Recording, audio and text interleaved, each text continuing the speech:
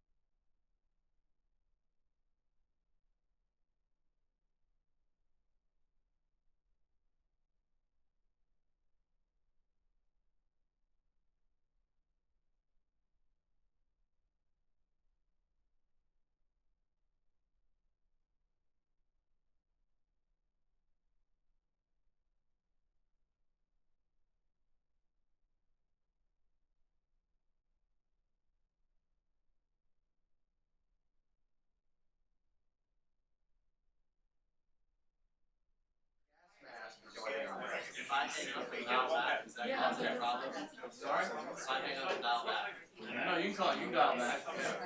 On this phone. Oh, I'm sorry. Hey, I can give you a hard line out there.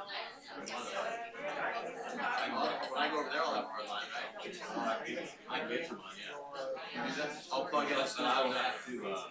I'll have to hang up, I'll have to dial. Stick with this for a moment? Yeah. I'm gonna stay. For your purposes. No, that's okay, my challenge is. Oh,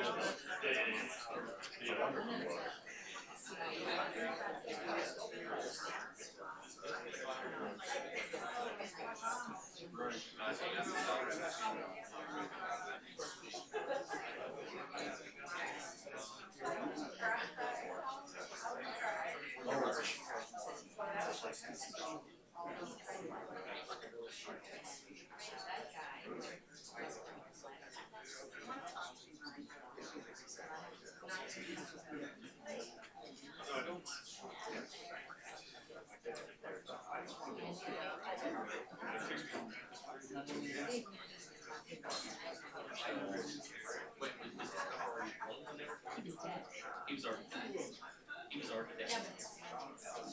Sure.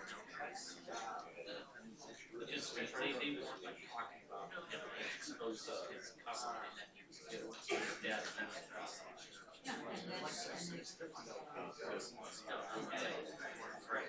Hey Russell, I'll tell you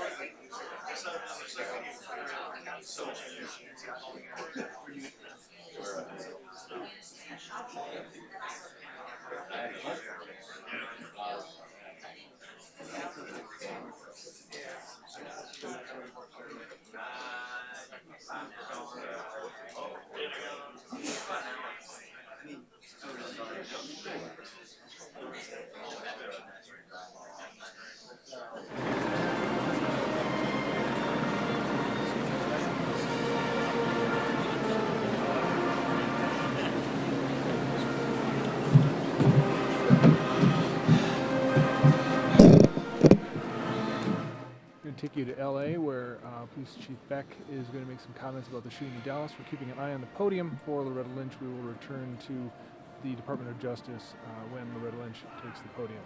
Bringing you now to Los Angeles.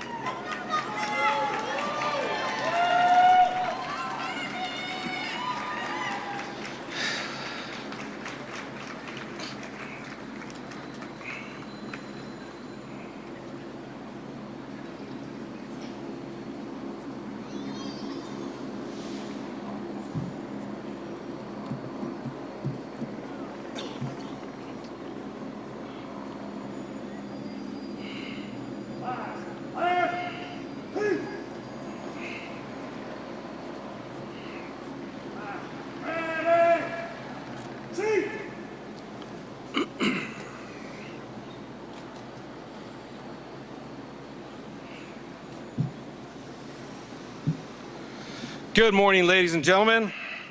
I'm Captain Vic Davalos. I am the Commanding Officer of Training Division.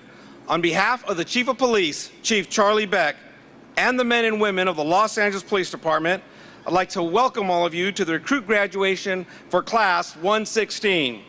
I cannot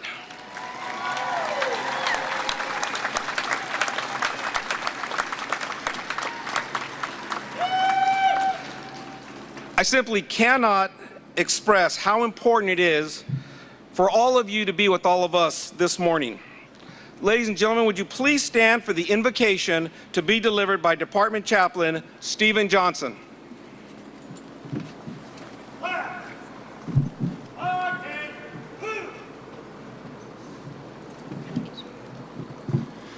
Before we pray, let's observe a moment of silence for the 5 Dallas police officers who were killed in the line of duty last night.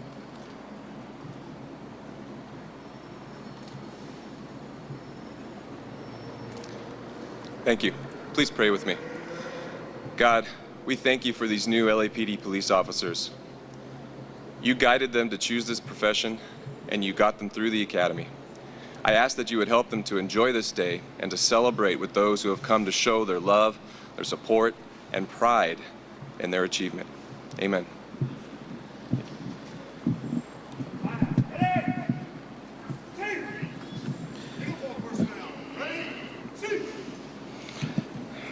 Thank you, Chaplain.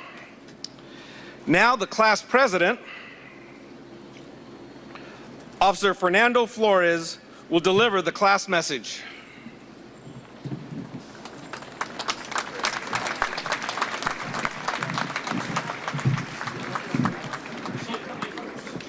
Good morning. My name is Fernando Flores, and it is my honor and privilege to represent the graduating class as its president. In the new year, on a cold, dark, early morning, 48 strangers gathered in front of the Amundsen Recruit Training Center, wondering what academy life would be like. We came from all walks of life: mothers, fathers, military veterans, students and teachers, bankers, company managers, and artists. There in the pre-dawn hours we stood, brought together by one common desire: to serve others. Suddenly, in the distance, he appeared standing, silhouetted only by the dim light of the training building directly behind him. It was our drill instructor, D.I. Ortega. Then, at exactly 6 a.m., with a loud and thunderous voice that broke the stillness of that morning, he bellowed one simple question: what time is it? We knew exactly what time it was. It was time to begin our journey through the Los Angeles Police Academy. The following 6 months proved to be a challenging and humbling experience, and unfortunately, not all of us made it this far. Each of us were challenged academically, physically, and emotionally, perhaps learning more about ourselves than we knew up to that point. However, the most difficult part were the long absences from the life we knew before, specifically from those we held so close to our hearts, our loved ones. We gathered this morning to celebrate achievements not just our own, but are all of yours as well. We dedicate this morning to you, our family, loved ones, and friends. Without your endless support and devotion, we would not be the individuals we are today. For we are each a reflection of your own life's journey, your values, hopes, and commitment to friendship and community. Each of you have instilled in us our sense of right and wrong, what is good about the world, and the ideals of a society we wish to have and defend as a people. These are the qualities and values that you have given us, and it is because of these gifts that we have answered this calling to serve humankind. We have chosen to do that which is right in service to others, and to symbolize stability and light in times of uncertainty and fear, to provide hope where hope is needed, and melt away any mistrust of the past. There is still much to be learned, and our journey has only just begun. However, know that your presence in our lives is the inspiration and the fuel for our passions and the foundation for everything that we do. We thank and love you all, more than you could ever know. Ladies and gentlemen, family, friends, distinguished guests, D.I. Ortega, Mayor Garcetti, Chief Beck, Director Gannon. Class 116, reporting for duty.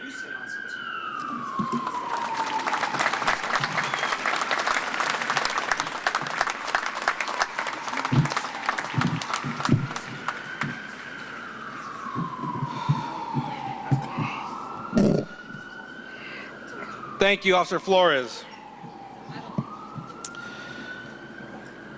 Ladies and gentlemen, it is my pleasure to introduce the mayor of the great city of Los Angeles, the Honorable Eric Garcetti.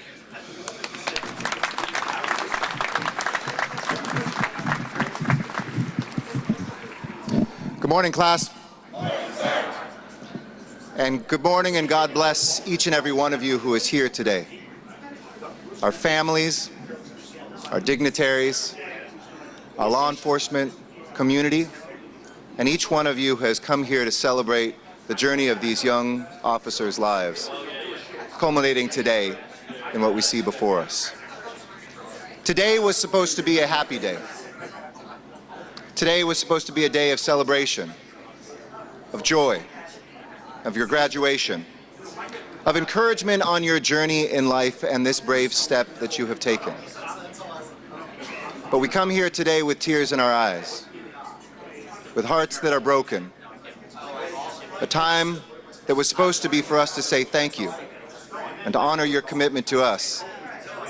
It's a day in which that dream was cruelly ripped from us, torn from us by the twisted and cowardly acts that we saw last night as our collective hearts broke. We witnessed a country and felt from the early hours of yesterday to the closing hours of the night, and I'm sure there are a few of us that slept much last night, that this day of celebration has also been turned into a day of mourning. The officers who died in Dallas didn't just die as heroes, they lived as heroes. They embodied the democracy and protected it, just as the people who were on the streets, who exercised and embody the democracy that we defend and call on you to defend, were out there in the chaos as well. First, let me talk to the families that are here today. I can only imagine what is swirling in your hearts and in your souls. That as you see the most loved people in your life before you, wearing a uniform, the night after those who, because they had badges on them, were targeted and had their last seconds on this earth, you must be in a place of immense pain. But I want you to know that we always say in this graduation that these young Angelenos are joining a family, but you are too. Our collective family in this city, not just of city government, not just an island of a department, but a city and a country that understands that this is the foundation of our democracy, institutions that must work, and people, human.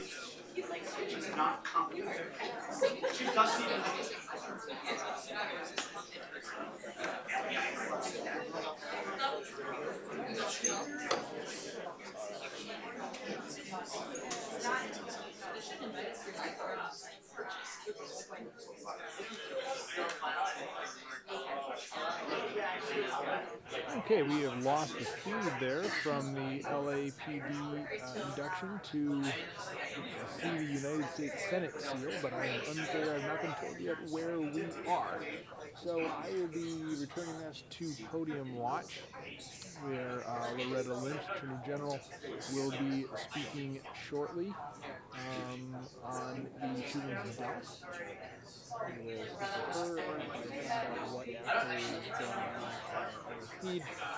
Then we may cut back to that while we wait for the Attorney General. Again, my name is Jeff Moriarty. You're watching Fox 10 News now.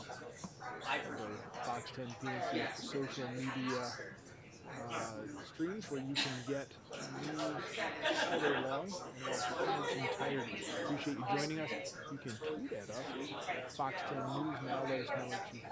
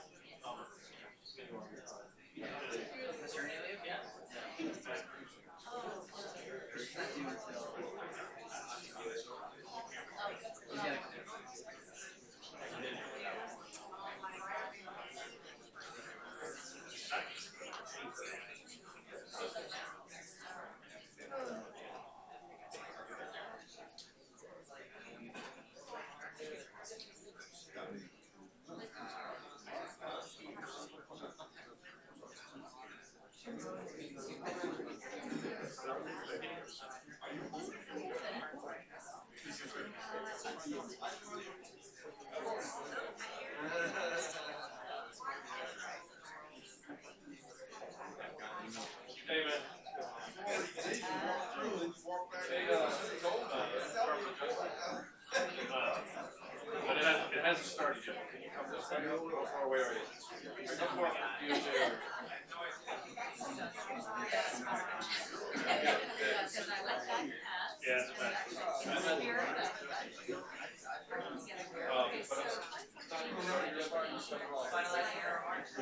Yeah. Are you? All right. I'll call you when I'm for sure. Well, you'll see.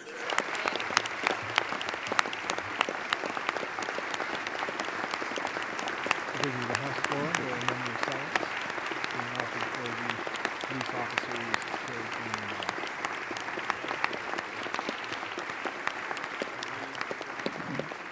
in Mr. Speaker, I ask not just for a moment of silence, but also for firm action.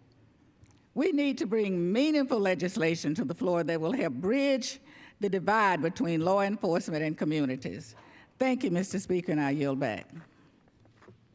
Rise for a moment of silence.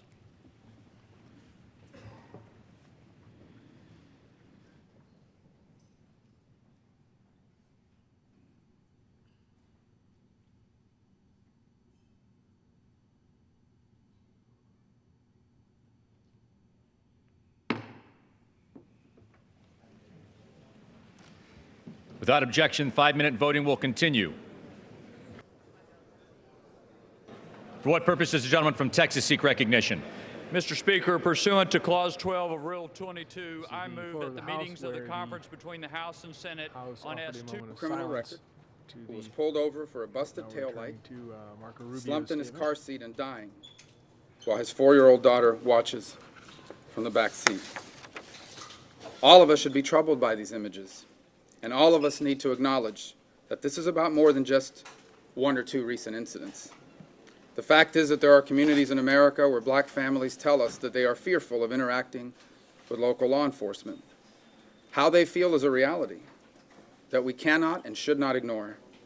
And as we work through this, it will require us to ask and to answer some very difficult and uncomfortable questions.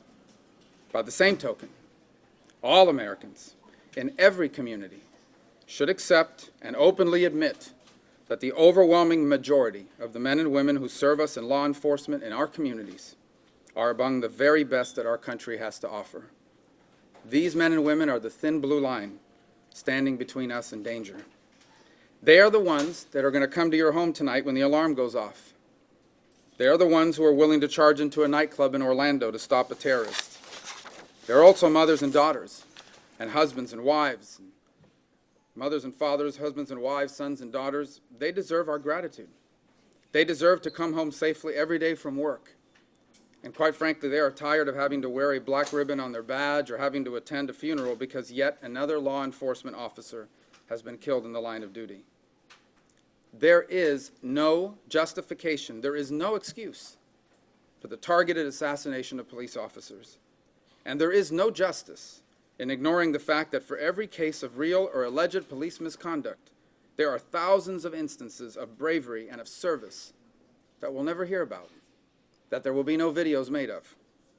And who among us, by the way, believes that it is fair to have ourselves judged by the misconduct of a small minority who happen to share our respective profession? I don't have all the answers, but I know this. We have in this country a terrible and growing problem, a growing and festering cancer in our country that is dividing us against one another in ways that we have not seen in half a century. And it is a cancer that is fueled by anger and fear. So now we as Americans have a choice to make. We can feed this anger through posts on social media and careless words. We can stoke the fear by choosing sides and squaring off. We can choose to continue to divide ourselves along the lines of class or race or partisan politics. Or we can begin to truly confront this. Confront it by acknowledging the truth that despite decades of progress on many fronts, millions of our fellow Americans feel that they are treated differently because of the color of their skin. And after seeing videos like the one this week, they are scared that the next time they get pulled over, one wrong move could be the last thing they do. We also need to confront it by recognizing that our law enforcement officers are human beings. who every day see and interact with the worst of our society. They deal with tragedy and violence and criminality and danger, and they do it so the rest of us don't have to. And while they are brave, they're scared too. They're scared that the next call they respond to may be their last. We Americans are a complicated and imperfect and diverse people. We most certainly don't see eye to eye on everything, and not everyone is pure of heart. But I truly believe that the vast majority of us all want the same things. We want to live in relative peace, to have the opportunity to make our lives better, to leave our kids with better lives than our own, to see our country live up to its ideals. And I hope that in these things we share, our country can find a way to move forward towards understanding and compassion and healing. Americans every day, everywhere today, should pause and pray. Pray for the family of Alton Sterling. Pray for the family of Philando Castillo. Pray for the Dallas Police Department and the Dallas Area Rapid Transit Police. Pray for the families of the fallen officers. And pray for our country and for our people. And pray that God grant us the wisdom to move forward as one nation, to truly confront the challenges that lie before us. So I'll answer your questions in English and Spanish. And President Obama made some remarks about the Dallas shooting, and some of your fellow Republicans have gone after him for contributing to the culture of divisiveness that you talked about in those remarks. Does the president hold blame for that? The blame of the shooting lies in the hands of those individuals that conducted this ambush and this assassination. I think all of us in public life, President included, should re-examine everything we've said, everything we've done up to this point, to see if in our public discourse we've contributed in any way. But ultimately, the responsibility for what happened in Dallas ultimately lies in the hands of these individuals whose motivations we don't yet fully and truly and entirely understand. Based on initial reports, I wouldn't want to comment on that until we know more. Suffice it to say that there is no justification, there's no excuse, there's no rationale, there's no understanding why someone would do this. There is no justification for shooting and ambushing and killing law enforcement officers. You mentioned re-examining. Are you re-examining your own views? I think, well, it's not about views. I think all of us need to re-examine constantly what we are doing in this country and whether it contributes to the nation moving forward or whether sometimes we're unnecessarily pitting people against each other. And I hold myself to that standard as well. Senator, Donald Trump has said in the past that the way you prevent moments like this is you have guns on both sides, and that would make the picture safer. Last night there were guns on both sides. There were armed police officers. Texas is open carry.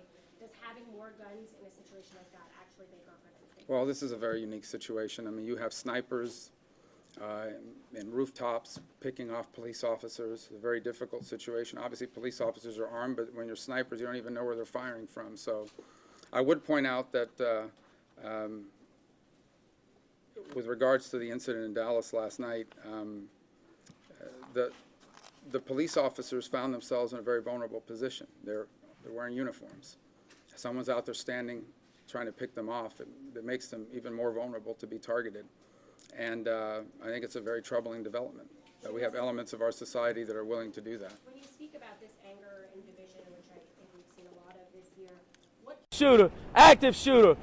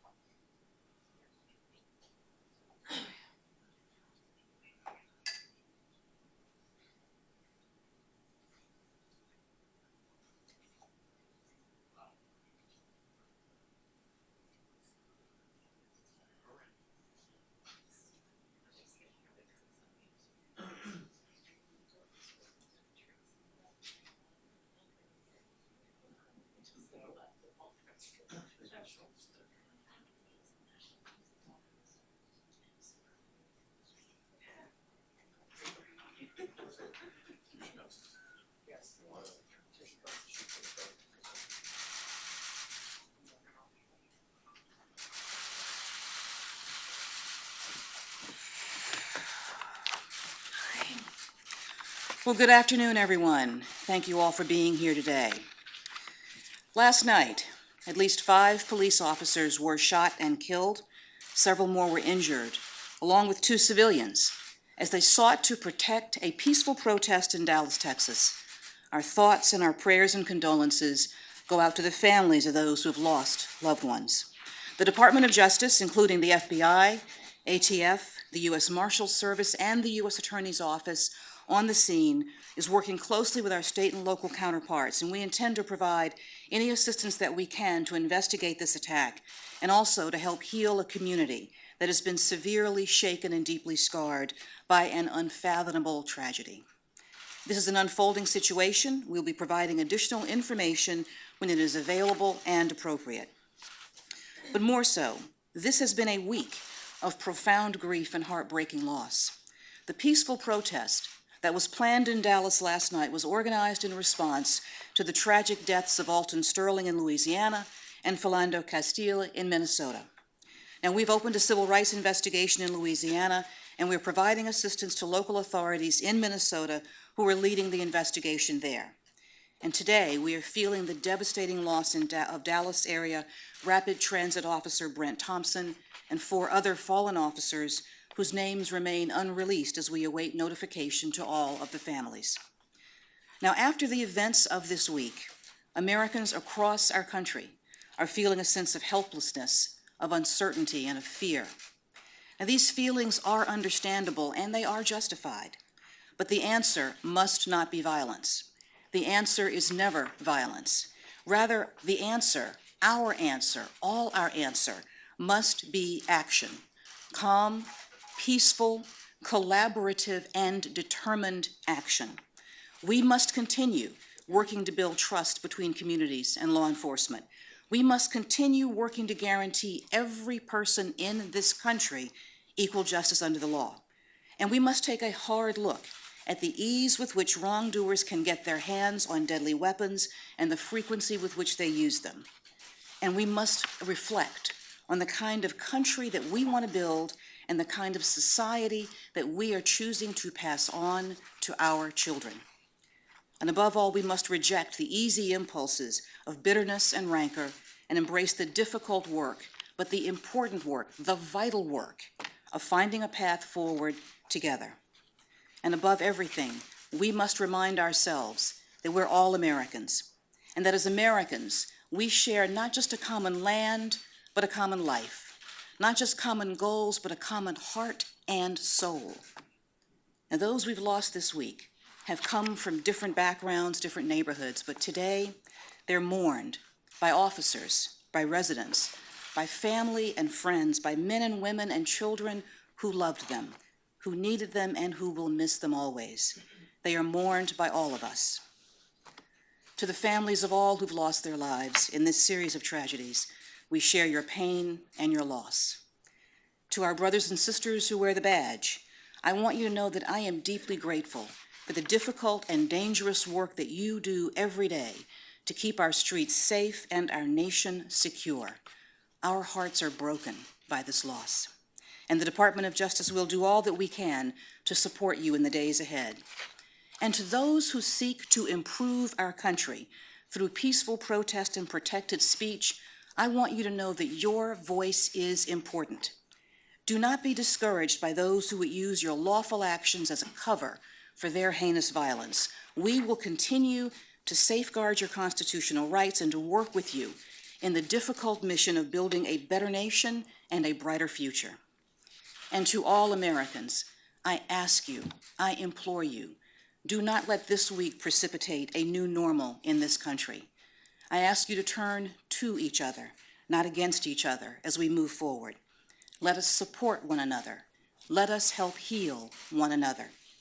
And I urge you to remember, today and every day, that we are one nation, we are one people, and we stand together.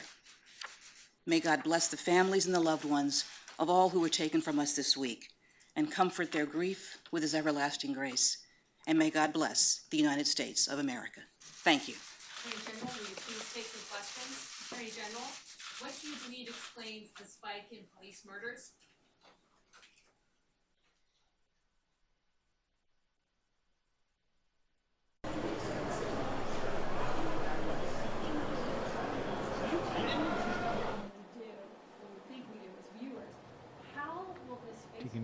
Ramsey County Attorney in. Well, it certainly Minnesota, will be a part of the evidence, without question.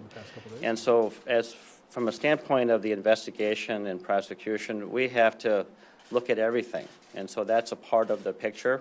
And there'll be other things, facts that will be gathered, and that will be all a part of the investigation that will be completed and then presented to our office for prosecution review. And so the Facebook video, in many ways, it being transmitted to so many people, and then having the reaction from this community, the nation, the world, it certainly, I understand the gravity of all of that, because this has become something that people have expressed a lot of concern about, because what is depicted in the video, it makes you sad to just watch all of that unfold.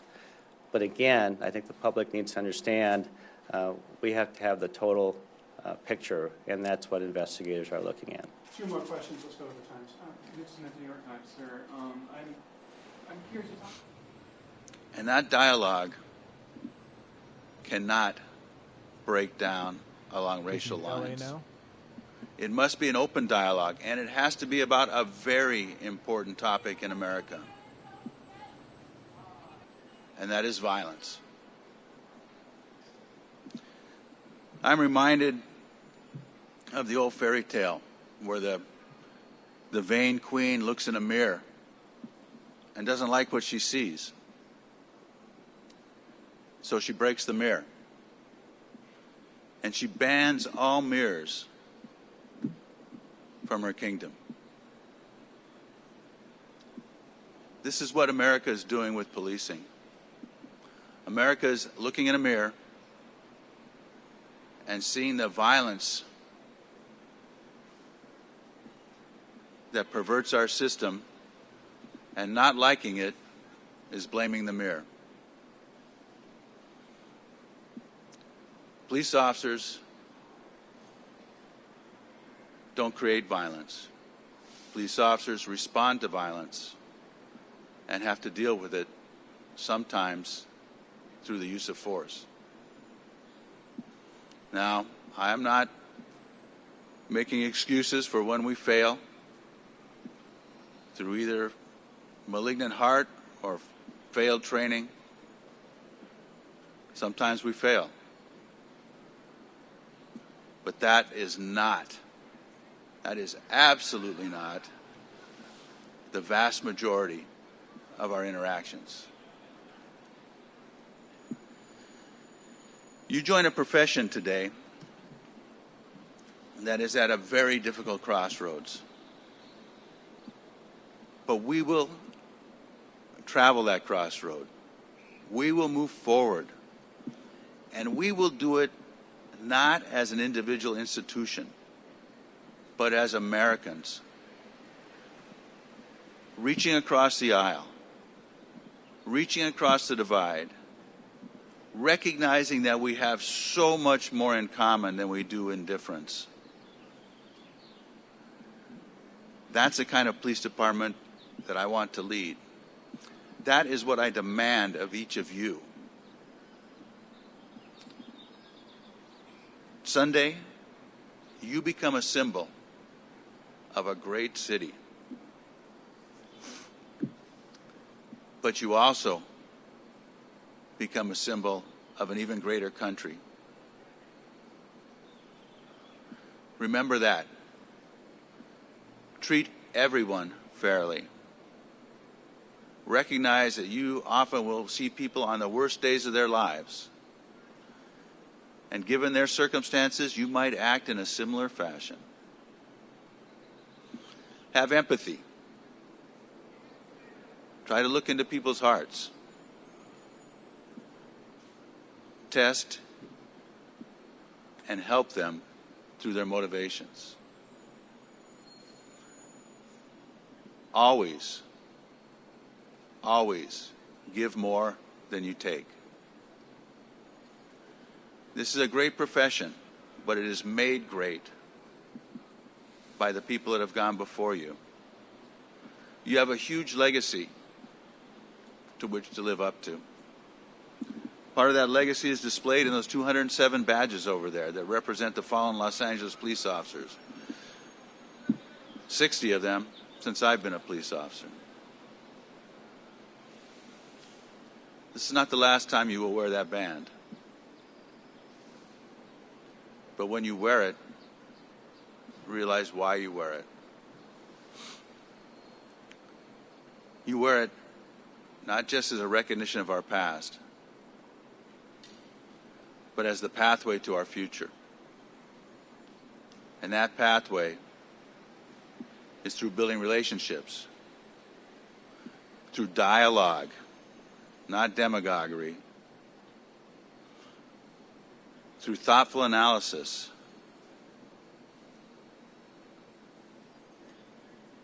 and you must always, always do the right thing.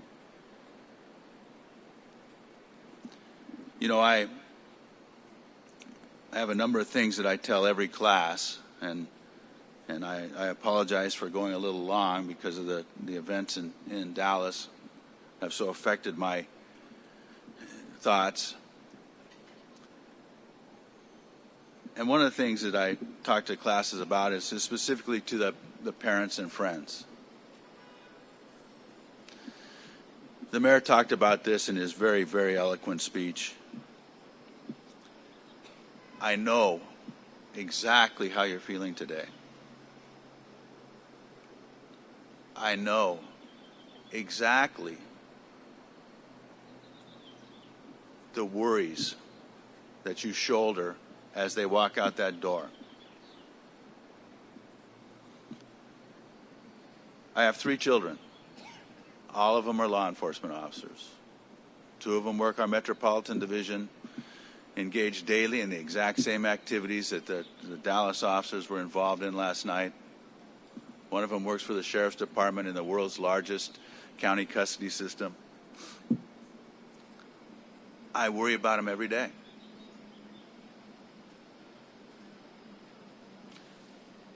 But you know what? I worried about them every day when they were in grade school. I worried about them every day when they were in high school. I'll worry about them every day after they're retired. I know, and this is what I want you to know, that we have selected them. We have trained them. They join an organization that will protect them.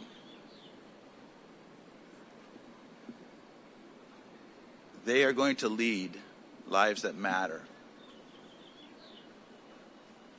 They are going to lead lives of significance. They are going to be the people that respond to the homes of Angelinos in the middle of the night on the worst day of their lives. And they're going to make it right.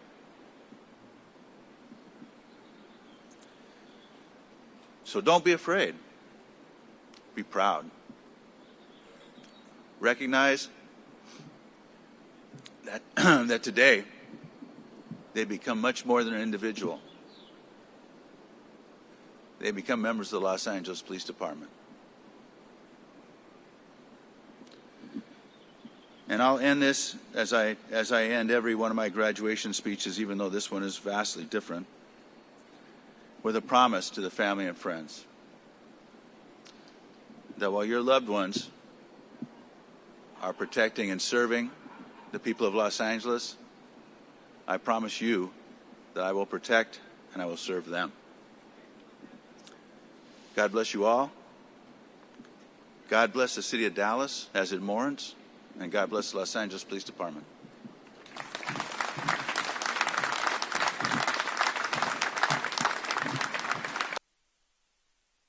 You're up. Thank you, Chief Beck, for your words. Ladies and gentlemen, I'd like to take a moment and acknowledge and thank our LAPD concert band, directed by Mr. Richard Allen. Please join me in acknowledging them.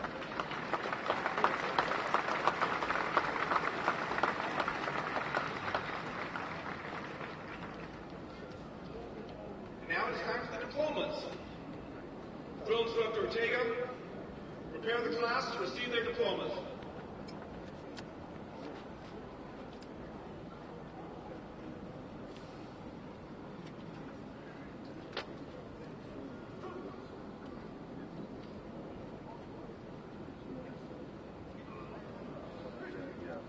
I'd like to introduce Lieutenant Jason Zabel, who will assist Chief Charlie Beck with the presentation of the diplomas.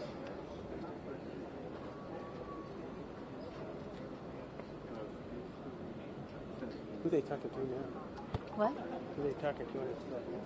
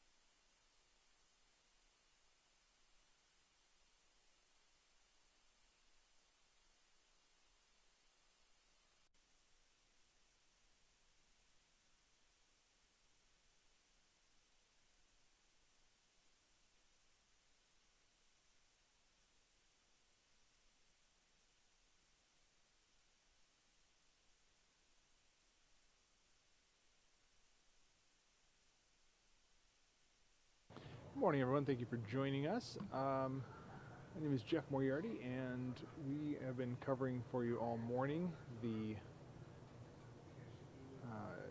coverage of the events in Dallas last night and response. We had the Attorney General Loretta Lynch speak about that, and we had camera here. Hello. And we've had we've heard remarks from the LAPD Police Chief, Beck, talking about his thoughts on it. We had brief remarks from Marco Rubio, and we've also had the Attorney General for Ramsey County in Minnesota talking about the investigation into the shooting of Philando Castile, the young man shot yesterday, or whose video went around yesterday, his girlfriend live streaming the aftermath. So I have a lot of footage that came in early this morning from around the country, working on pulling that together so we can play that for you in its entirety. I'm working right now on pulling together some other material here. And I'm going to go back to some of the footage from Dallas. I'm going to go ahead and take you to this right now while I prepare some of the other footage to cover. This is going to be a look at the footage last night from Dallas, which was live. And it's a difficult night for Dallas, and our thoughts are with them. 5 police officers currently dead, the deadliest night for police officers since 9/11. So I'm going to take you to that.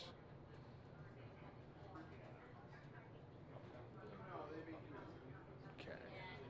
And this is a replay from yesterday evening. The shootings and so on going on. And we will pull up new information, responses today. This just came out of nowhere. As a matter of fact, we were towards the end of the protest. Lynch's comments and others throughout. We don't know who this is, but when I was there, I didn't hear any rhetoric that would have risen to this level, or did you hear any rhetoric that would have inspired this kind of thing? Or I don't know how to categorize it, but I sure didn't. Sure. It's a good question, Steve, a fair one, I think, and I can tell you that for on the whole, no. Again, the big kind of chant and that everybody was saying was, Black Lives Matter, all lives matter. But I will tell you that at some point, different people with the bullhorn did say F the police. You did have a couple of people chime in and say F the police as well. Clearly there was that sentiment as well, but it was definitely in the minority, I can tell you, in all fairness, having been in the middle of that rally from the entire time that it started to when they took the streets and began marching. But there was a small amount of people yelling that. But I can tell you really overall, you're right, Steve, overall from what I saw and what I heard, people were really just really upset and frustrated with the fact that 2 more black men have died as a result of police shootings that they feel were unjustified. Clearly, this is the court of public opinion. People are going to have all sorts of opinions.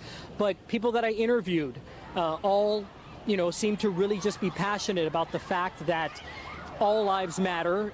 Some people, Black Lives Matter, but that really the focus of this rally was to bring people together.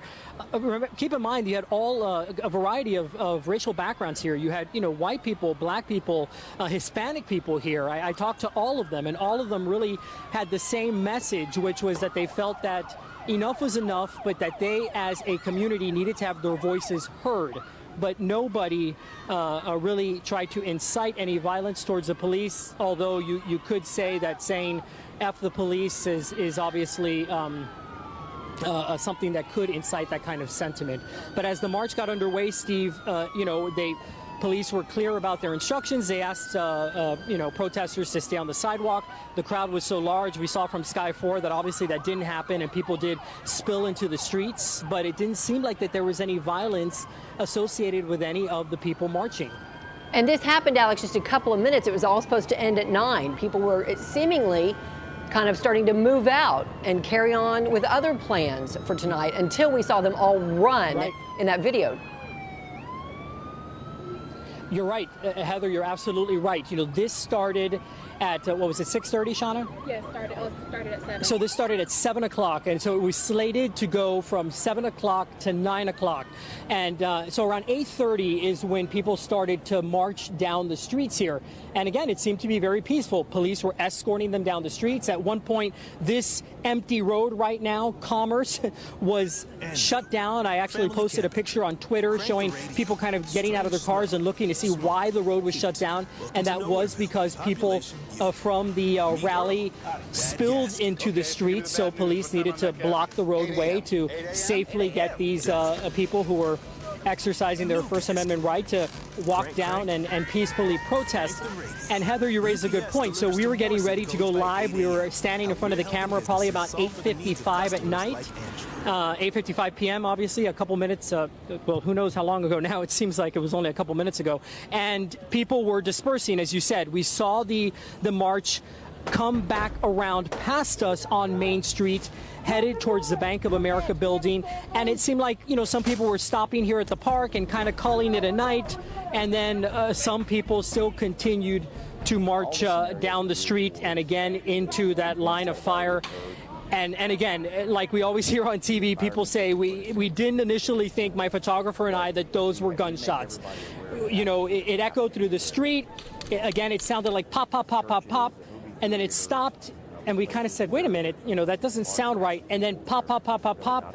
And then people running, and then the police presence, which, again, you see kind of the corner of what is part of a very active scene right now. So you're right. It didn't, from what I noticed here, being here in person throughout the entirety of the protests, all in all, there did not seem to be any people who were really getting the crowd going. And keep in mind that police were also in the background here. Police were staged safely back. They wanted to give, I talked to one of the media relations officers prior to the event, asking kind of about how police security was going to be here.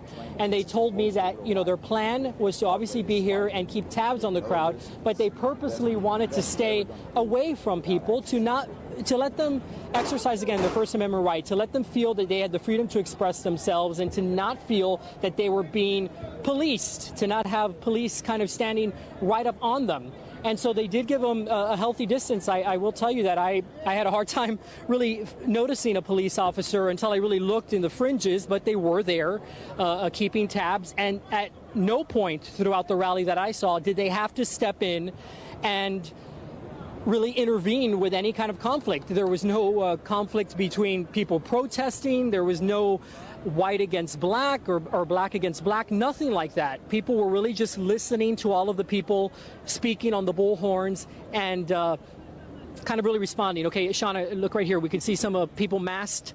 It would appear to be SWAT officers running past the United States courthouse right now. They're followed by a couple additional SWAT officers right there. They do have their guns drawn, obviously, but they are pointed down.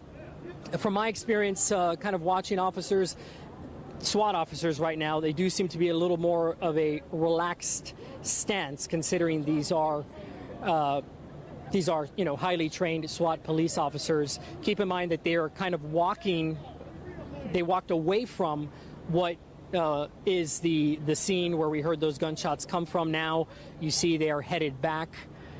I don't know why they kind of came up this way, several blocks away from where the shots were fired, but they came here briefly, spoke to a uniformed officer who you see walking with them now and kind of pushing some of the people back here. And now it actually looked like they wanted to. They are Alex, it looked like they wanted to end that debate, to stop the debate between some protesters and the police officers trying to do their job. Clarice, what have you got? Alex and Heather, this is Clarice in the newsroom as we continue to watch this video. I'm getting this information from Sean Rabb, who gets the information from Dallas police sources. One suspect is down. There is possibly a second suspect in the garage at El Centro College. The second suspect could be wearing a mask and a bulletproof vest and could be in camouflage that's either desert camo or green camouflage. Wow, yeah, that's very vital, important information to know right now. Take a look, a live look right now, guys. We see kind of a massive amount of people, again, kind of at this hill, running backwards, being, again, evacuated. I can see uniformed police officers there pushing people back. I wouldn't be surprised if we are pushed back further here at some point, but we are hidden behind a large SUV here, and obviously we'll move if police ask us to. But obviously some very vital information coming from Sean's police sources right now, guys. Okay. All right, Alex, we want to take some video that we have from Sky 4 that kind of shows the scene. I believe this is earlier in the night. Kelly, is this right before the gunshot, or when is this from? Right before it happens. Okay, thanks, Kelly.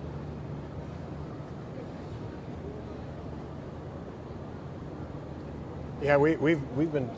Allison Harris, her brother was downtown. He thought there was 10 shots fired, a bunch of shots. There's the reaction. Can we open up our guests, Mike in the studio? Mike's in the studio. Kelly, can we do that right now? We have a current Dallas Police Chief Craig Miller in studio, longtime Dallas Police executive, knows how these things would happen, how Dallas Police would respond, and what they would be doing right now. Craig, is your mic open? Can I go ahead? Yes. Okay. Yes, sir. So you know Dallas Police tactics. You know what would be happening right now.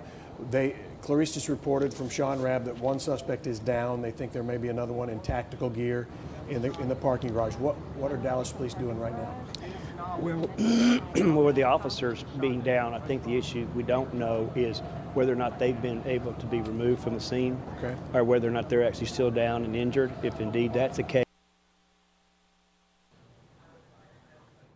Hi everyone, Jeff Moriarty again here with Fox 10 News Now, and we are monitoring coverage and feeds through the morning here and from all across the country regarding both the two shootings over the previous 2 days, as well as the Dallas shooting of several police officers.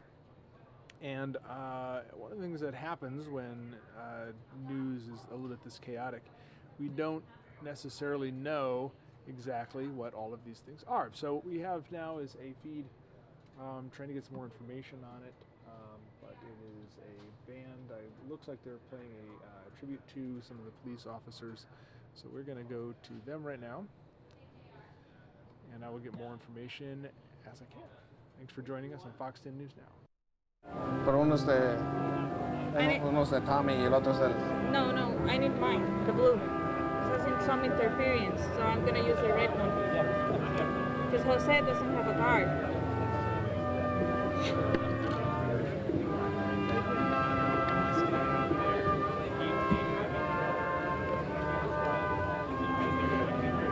Esta que está adentro, mira.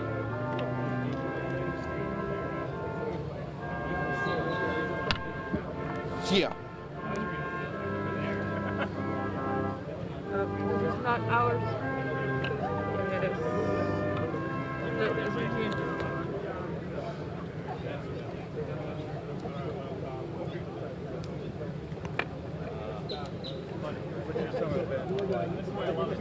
Take that.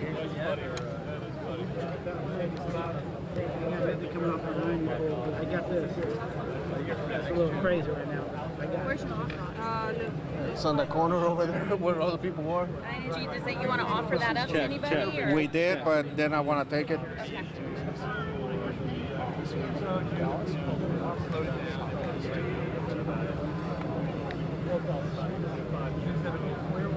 Check. Other shootings.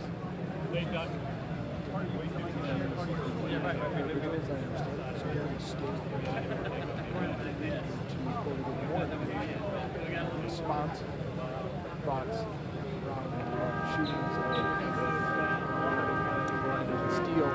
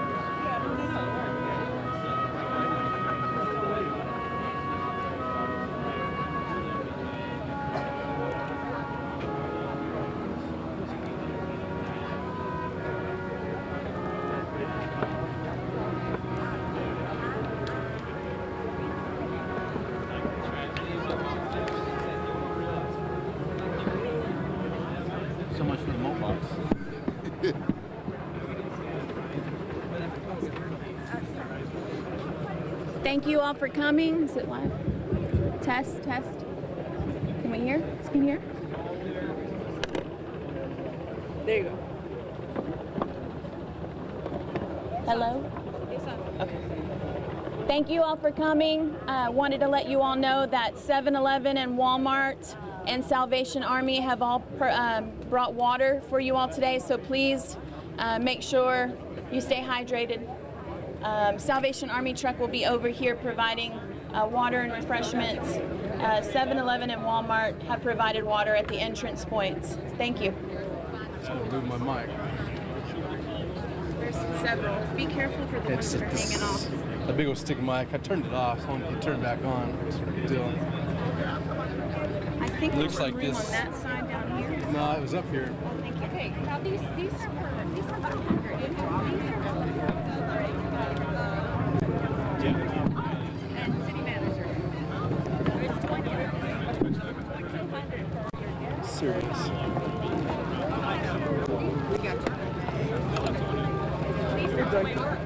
It's not easy. How you doing, man? It's going to sweat. Yeah, been out here for a little bit. The boat not working? What, no, I can't plug in, but this one. I have volunteer stations.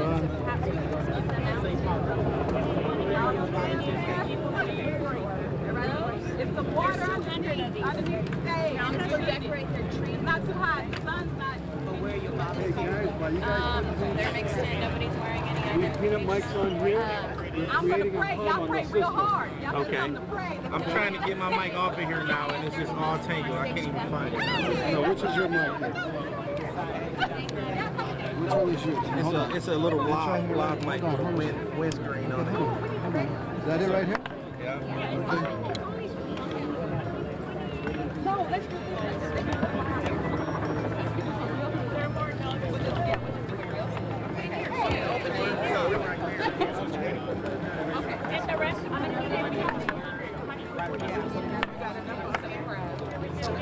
Thank you. Yeah, that's enough. I appreciate it. I gotta get a water out there for Mayor. Anybody wants to put 3 ribbons there? We got 3 ribbons.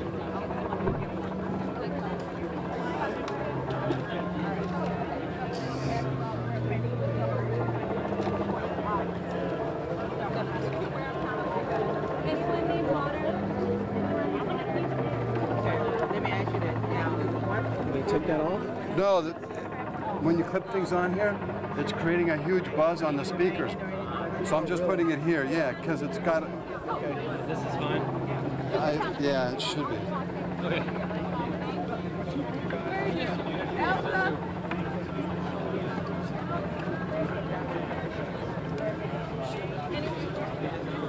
Check. Anyone else need water? Sorry. It's on.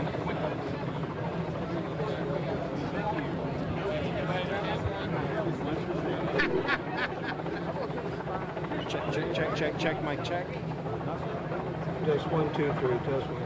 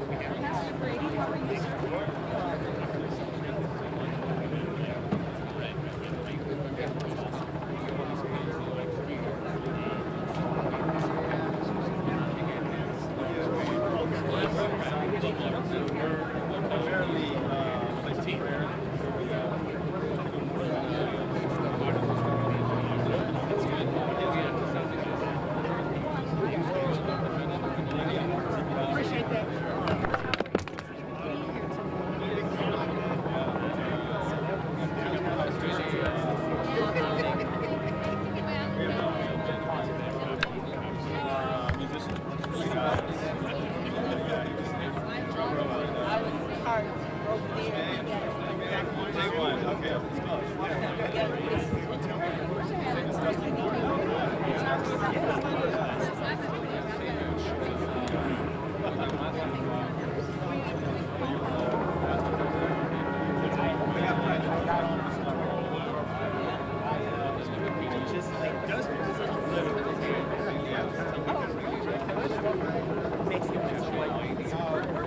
Much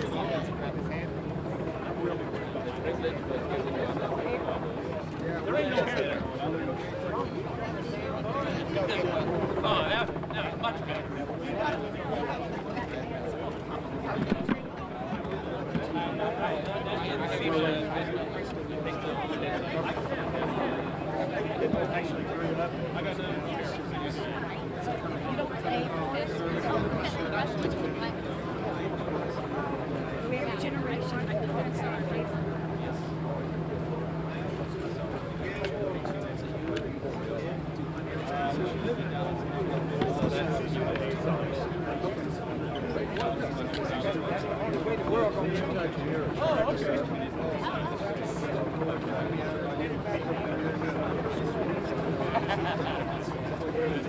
We already changed it. Yeah, I know.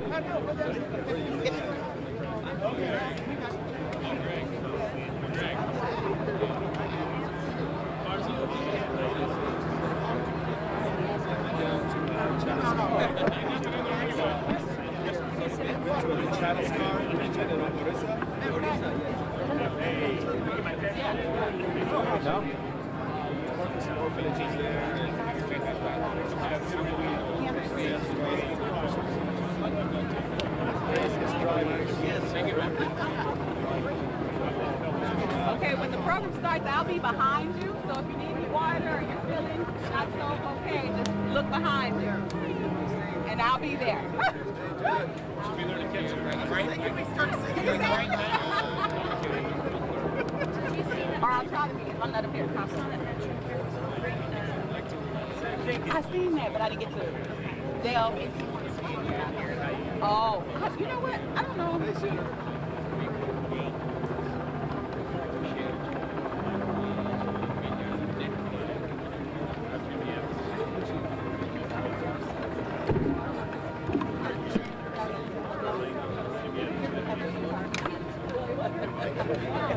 How do you do?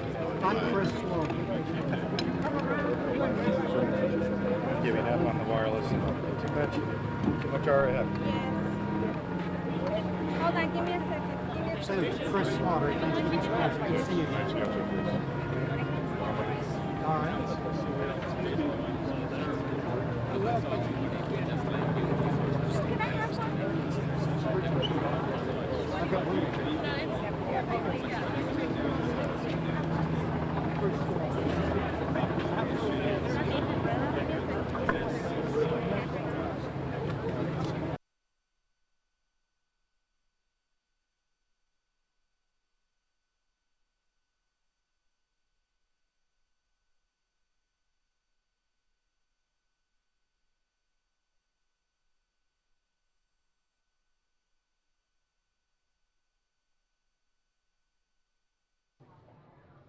Sorry about that. We have lost the feed from the prayer vigil in Mesquite, Texas. Working to get that back. We also have presser coming up on New York NYPD security. So I'm going to work to get that to you as well. And things are absolutely crazy right now with our satellite feeds. What was a prayer vigil is now the front of a random house. And I'm not sure exactly what is happening there.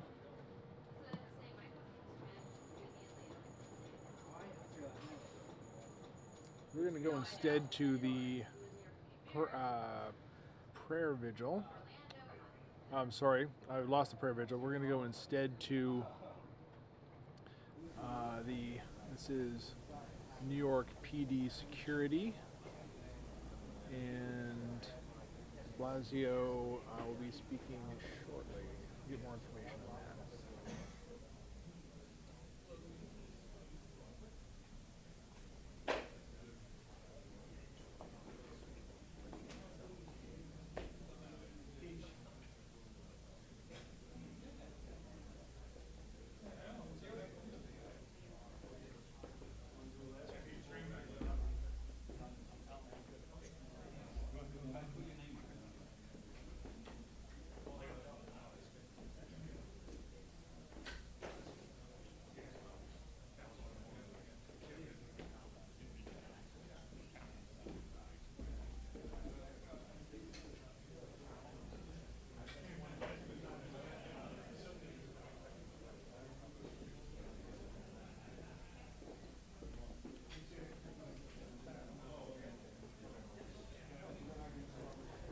Okay, we do. Oh, you know, there, and keep an eye on the NYPD security.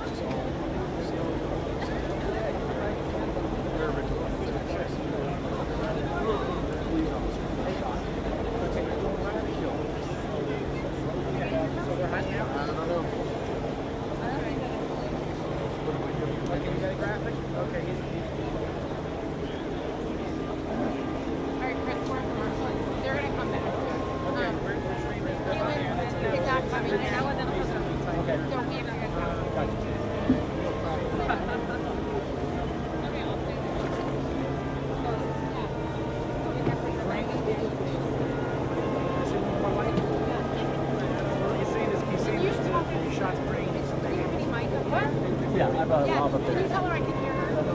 Oh, okay. It's not you. He said he's coming to say that. Yeah.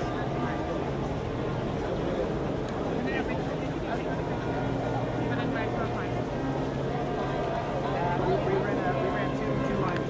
We have wireless on one, and we have hard line on another. I'm not at the camera, but it's an 8-second delay, so.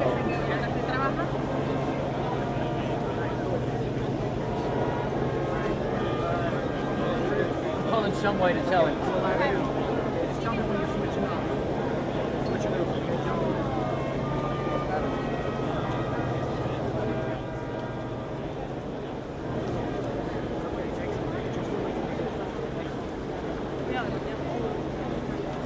Pero no, envíame a mi personal porque en el civil lo tengo allá.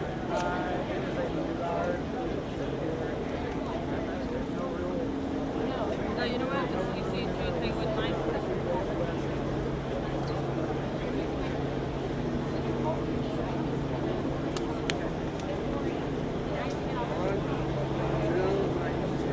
Somebody just that. You can tell the producer that Courtney has ID.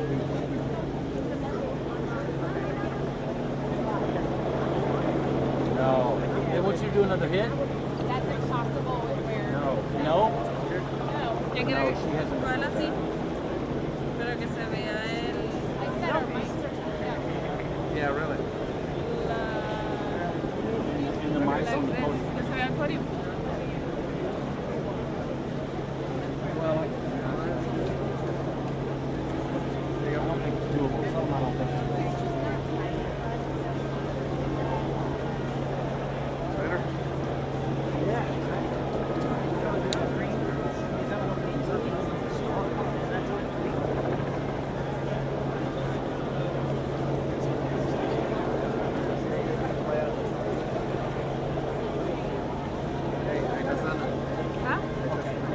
Yeah, that's good.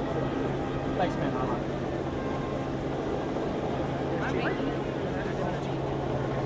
Here we go, here we go, here we go. Stand by, stand by.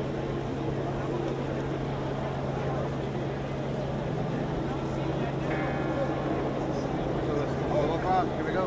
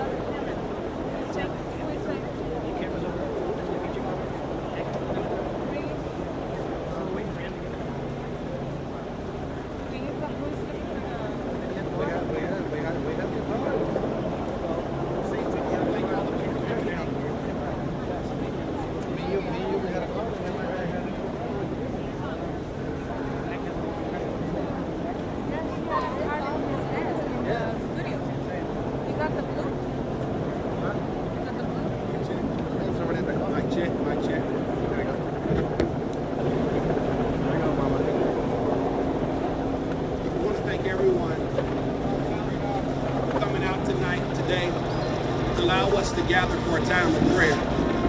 We're especially grateful for the city leadership that has led us in this season of these last 24 hours in such a remarkable way. To our mayor, chief of police, to all of those that are leading in such a highly effective way.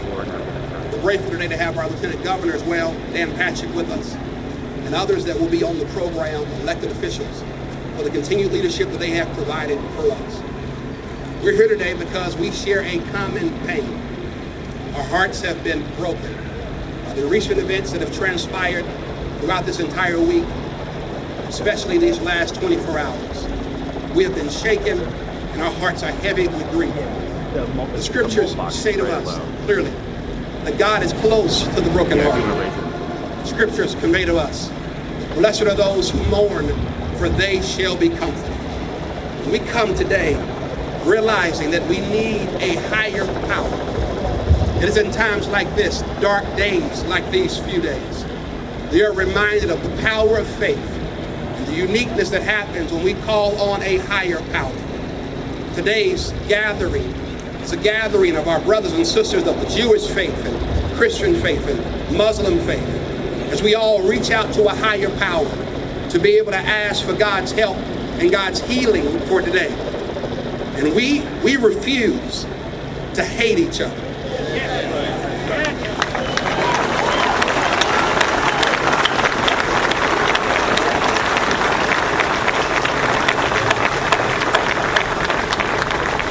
We refuse to point fingers at one another rather than working toward real solutions. We refuse to allow one event to define who we are as a city and community. We refuse to not love our brothers and sisters. We refuse not to work together. But today we gather together as pastors and as faith leaders across this community to commit to two things. First of all, we commit to pray together. We commit to pray our way for healing and restoration for our city and for our nation. And not only do we commit to pray together, but we also commit to work together. We believe that it takes all of us to be able to bring the healing that we so desperately need. It was Martin Luther King who said to us that the only thing necessary for evil to prosper is for good men and women to do nothing. And we declare that we will work together and pray together for the days ahead.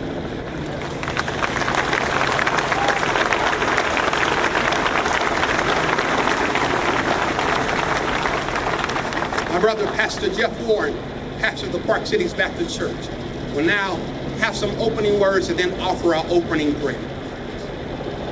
Thank you, Pastor Carter. We sought to bring about racial reconciliation in our city, bringing pastors and leaders together. We've done some good work, but we've got work to do. Amen. We've got more work to do. We can pray, but we can do more than pray. We're here to honor those who've fallen. Difficult week that we've had together, and here, our worst nightmare in our beloved city has taken place. We stand with our mayor, we stand with our chief of police, we stand with our leaders, and we are united as a city.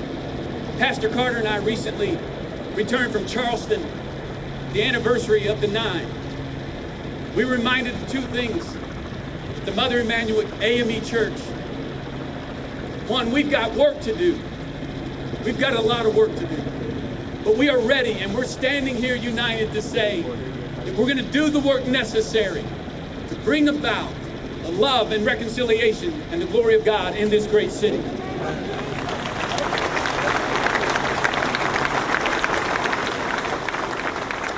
The second thing that we have learned from our brothers and sisters who shocked the world in Charleston is that love always wins the day.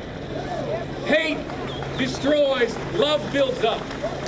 Hate seeks to tear down, love always seeks to build up and encourage. So I want to encourage us on a personal note. Find someone of another color. Find someone who's not like you today. Tell them that they're loved by God. They're loved by you. Build bridges across racial lines. Friends, Dr. King told us, his words echo forth from this square. We must learn to live together as brothers, or we will die together as fools. Let love be our banner. Let love drive us all, and may grace win the day as we now pray for God to heal our hearts and draw us to himself. Lord God, we love you today. We thank you for our great city. By your providence, by your sovereign hand, you brought all of us here to bring about unity, justice, and racial reconciliation in our city. May we stand before our nation and the world, declaring that you alone are our answer. We turn to you for healing, to bring hope and restoration to our city. May you bless this time as we follow you and love as you've commanded us to. It's in your name that we pray. Amen. Now Bishop Farrell, Bishop of Dallas, Catholic Bishop of Dallas, will come.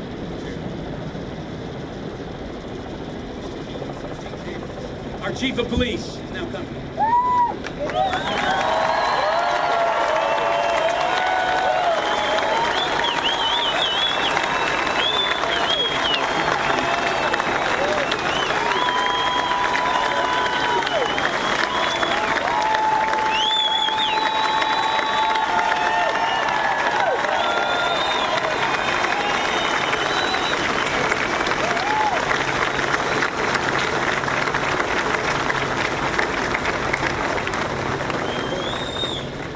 In the police profession, we're very comfortable with not hearing thank you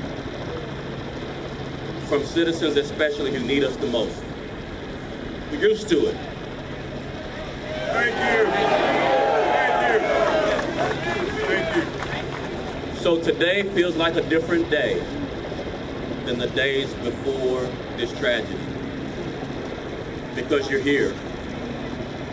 Because Dallas is a city that loves. Our officers want to say that we're hurting and we need this community. We need citizens to show officers that they appreciate their sacrifice.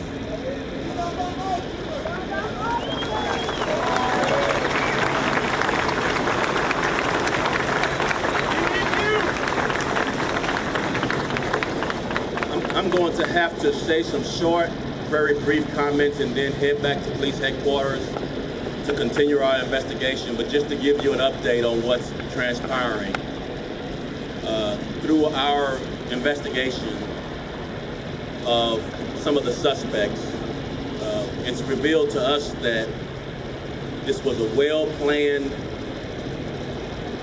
well thought out, evil tragedy by these suspects. And we won't rest until we bring everyone involved to justice.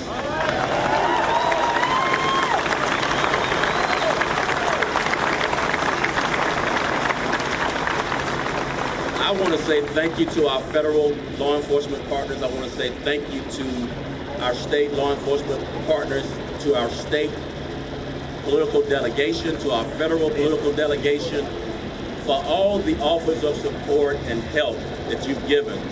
Our officers are going to need counseling for a very long time. Our officers are going to need to hear from you more than just today that you appreciate their sacrifice.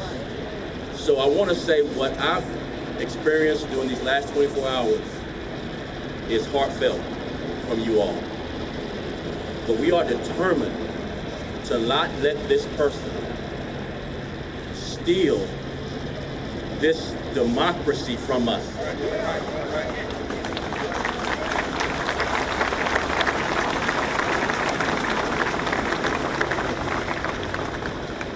And to finish out the comments, I really want to say to the mayor, to the city manager, to the city council, thank you for the support.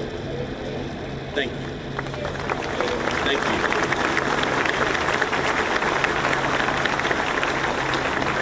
I And to the citizens of Dallas, this is my hometown. I'm a third-generation Dallasite. Grown, Big D. I want to say thank you to all of you for your show of support today. We feel this today. This is something that you've shown us that you really do care. So thank you so much, and Godspeed. Godspeed. Thank you. Thank you. Thank you.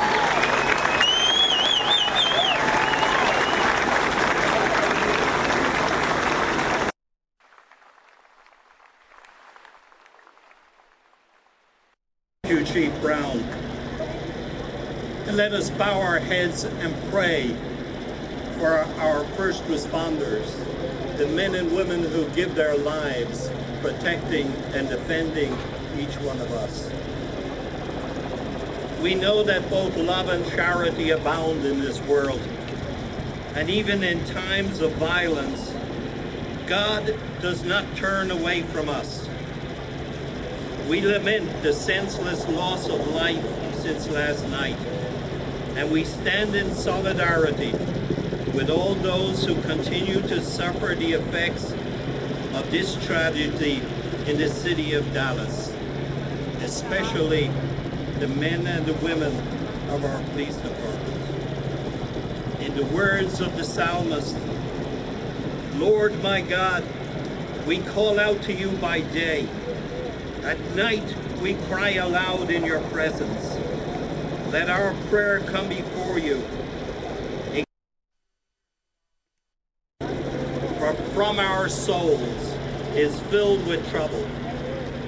All day long we cry to you, Lord, and on this day we stretch out our hands to you. Together this day, with the knowledge of the tragedy that our city and especially our law enforcement community has experienced, let us place our trust in God and ask for a renewal of God's love and generous protection. May the leaders of this city know of our support and confidence, and may those who protect us let us show that we support them each and every day. Prompted by the goodness that is within each of us, we pray as the old St. Francis prayer teaches us, that each person in our community will become an instrument of peace, that we walk away today bringing love where there is hatred, and hope where there is darkness, and joy where there is great sadness. May Almighty God hear the prayer of this community on this day, and may He stretch out His hands to touch the men and women who give their lives for each one of us. It reminds us of the words of Scripture. There is no greater love than one who gives his life for the protection of others. Our police officers deserve our support and our prayer. May God stretch out to them in their pain and in their suffering on this day. It gives me great pleasure to introduce Senator Roy West.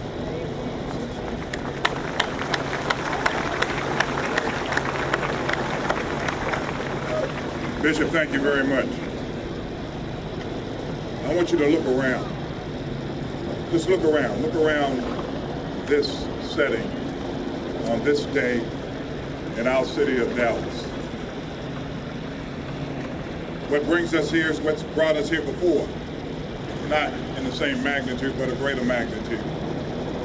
In terms of us praying together in order to address a common concern in our community. I tell you, Dallas and America, that we can address this issue. We don't need to continue to be divided. Past generations have addressed issues of divisiveness in this country and in this world. We're successful. Our generation must now step up and stop talking the talk and walk the walk.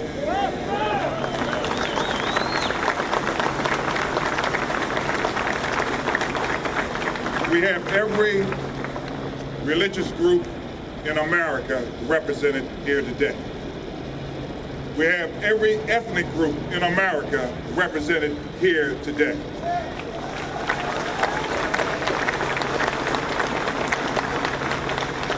We have every political party represented here today. I say to you, my friends and my constituents, that in order to address this problem, we need to put our differences aside, starting with our political groups. Make this an issue that's not just here today, but it's a priority for both political parties to solve. There's greater transparency as it relates to policing today than it was yesterday. We heard stories yesterday. We now see those stories today. And in many instances, there are issues of questionable relationships between police and citizens that need to be investigated, and justice needs to be served. I'd ask each and every one of you today to join hands with someone beside you. Join hands with someone beside you. I'd ask each and every one of you to pledge in the presence of the city,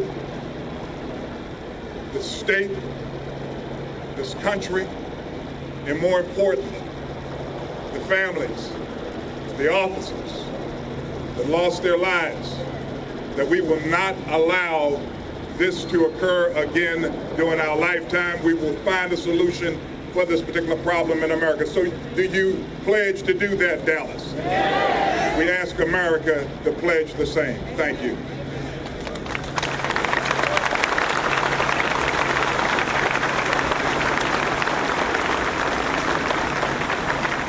I now introduce Rabbi Stearns for a prayer for the victims.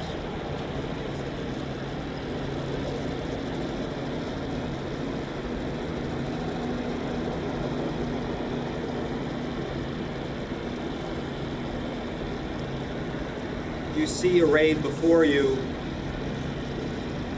a bunch of people who are used to talking. And none of us knows what to say. And we see arrayed before us a bunch of people used to feeling. And our feelings this day overwhelm our hearts. The sun shines brightly, but we stumble and stammer in a valley of shadow. Our hearts reach beyond their own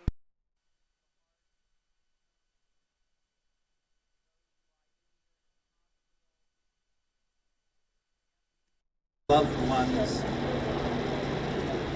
victims of this past day, the people in uniform who protect our rights and our lives, victims beyond this past day,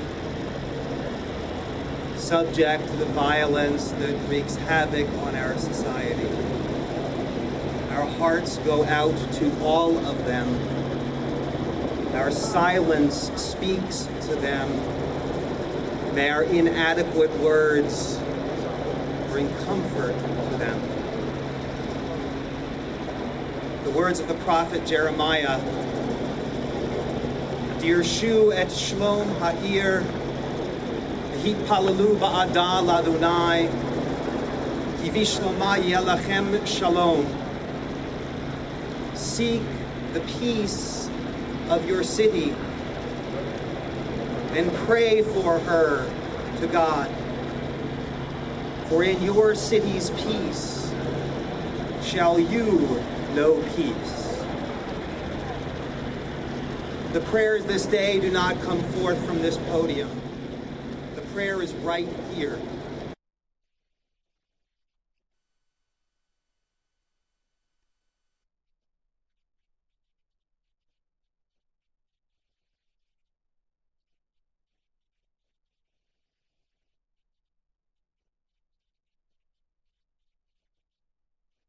The city unless we help make peace in the city.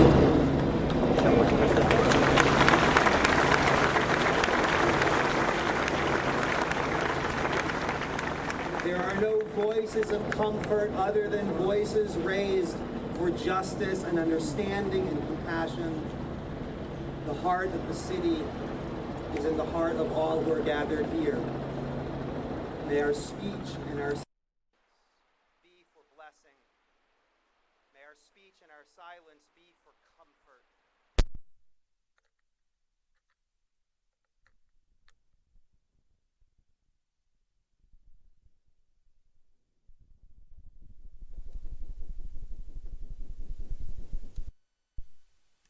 To introduce my teacher and friend, the Imam Omar Suleiman.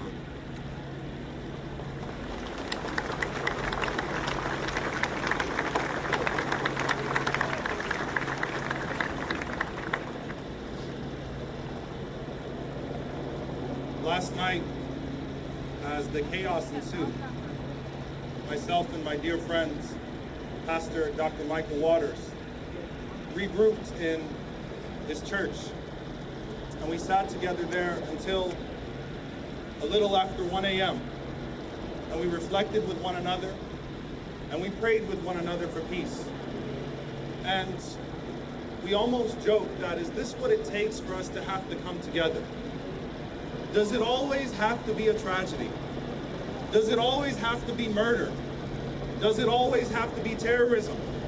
Does it always have to be that hatred forces us to love? Does it always have to be that injustice forces us to call for peace? Can we not come together like this in times other than what we saw last night? We have to stand together today, and I want you to look around, and these cameras might not be able to see it, but I want you to look around and I want you to say, this is the America that we want. This is the America that we want. We don't want an America of racism. We don't want an America of brutality. We don't want an America of terrorism. We don't want an America of fear-mongering. We don't want an America of division. We don't want our hearts to only be forced to come together in a superficial way at times in the face of tragedy. But we want our hearts to constantly remain united so that we can realize a true picture of what we want this country to look like. It doesn't need to be Orlando every time, and it doesn't need to be Dallas again. And we pray that this is not something that we will ever have to come together for again. We pray that the resilience that is shown by our leadership keeps this type of hatred and extremism out. Because we need to stand together today and reaffirm that injustice is not a solution to injustice. That violence is not an appropriate response to violence. That extremism is not an appropriate response to extremism. That hatred is not an appropriate response to hatred. That love, and a genuine love, and coming together for prayer in times of hardship and in ease is all that can bring us together. So let us pray with one another. In the name of God, the most compassionate, the most merciful. Dear God, we ask you to look upon us today with compassion on the whole human family. We ask you to remove from us the divisions and hatreds which have badly infected our hearts. We are horrified at the violence in so many parts of the world. It seems that none are safe and all are terrified.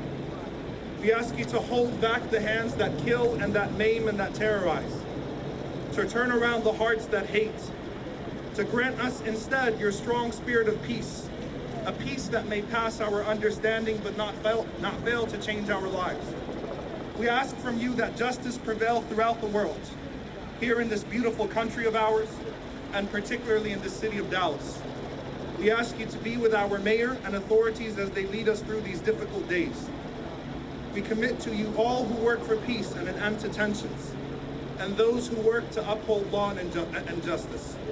We pray for an end to fear, for comfort and support to those who suffer, for calm in our streets and cities, that people may go about their lives in safety and peace. Let not the needy be forgotten, nor the hope of the oppressed be taken away. Let us be instruments of your peace. In your mercy, hear our prayers, now and always. Amen.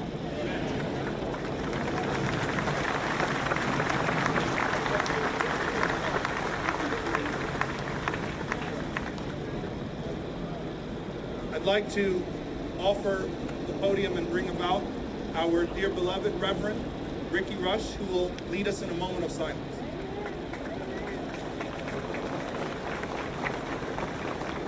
One of the first games we learned to play as children was bows and arrows.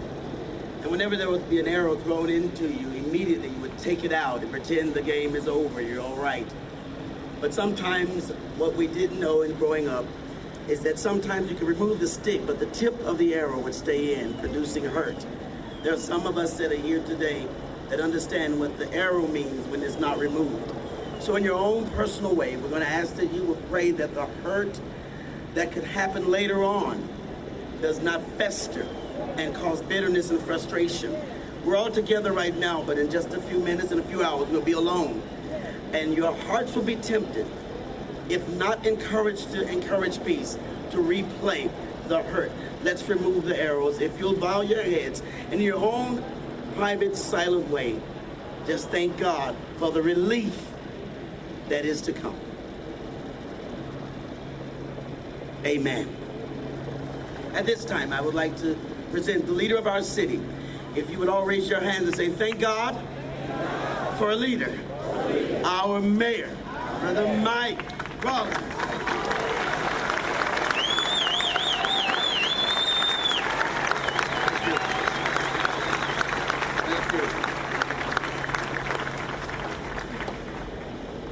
For 50 years, people around the world saw our city through the lens of the Kennedy assassination.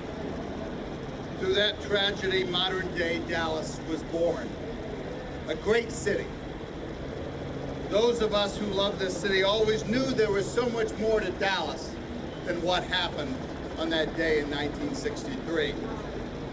Now, the year following that, this oasis, Thanksgiving Square, was built, begun to come to life.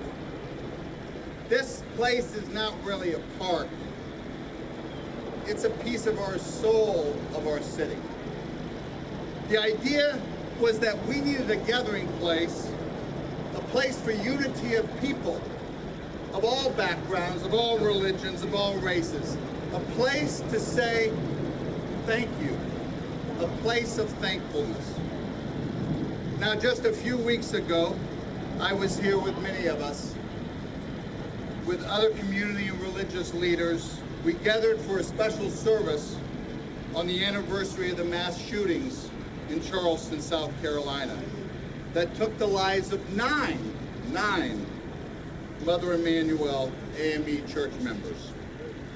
We also mourned, ironically, the lives lost in the mass shooting in Orlando just a few days before. We asked, what could we do to build the bonds of peace and reconciliation? Today, we find ourselves here again. And this time, the terror has hit us right here in downtown Dallas, just a few blocks away. The worst attack on law enforcement in our city's history, the worst attack on law enforcement in our country since 9/11. We have faced challenges in the decades since this square was built, and we are facing challenges today. But we must start, if we're going to face those challenges, with an attitude change, an attitude of humility, of gratitude that this square was built on. We are thankful for our lives. Others lost them last night. We are thankful for our families. Other families lost that last night. We are thankful for our city, yes, and we are thankful for each other. That is why we're here today, just hours after this act of evil. We are here, this diverse group of leaders and elected officials, to honor the 5 police officers who have lost their lives, to pray for them and their fellow officers that are still alive and are working for us. We are here to face our challenges head on as Pastor Carter talked. We will not shy away from the very real fact that we as a city, as a state, as a nation, are struggling with racial issues. They continue to divide us. Yes, it's that word race, and we've got to attack it head on. I will tell you, this is on my generation of leaders. It is on our watch that we have allowed this to continue to fester, that we have led the next generation down a vicious path of rhetoric and actions that pit one against the other.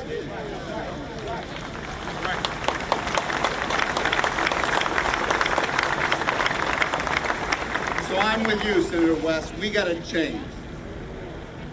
And I believe in dealing with this issue, we must step up our game and approach complicated issues in a different way. And race is complicated. As F. Scott Fitzgerald said, the test of a first-rate intelligence is the ability to hold two opposing ideas in the mind at the same time and retain the ability to function. I think we can do that.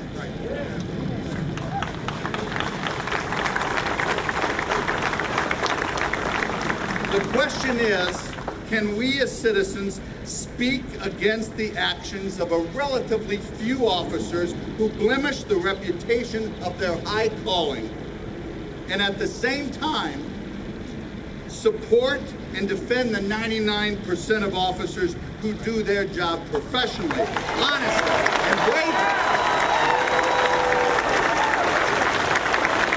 This is the men and women that were shot last night.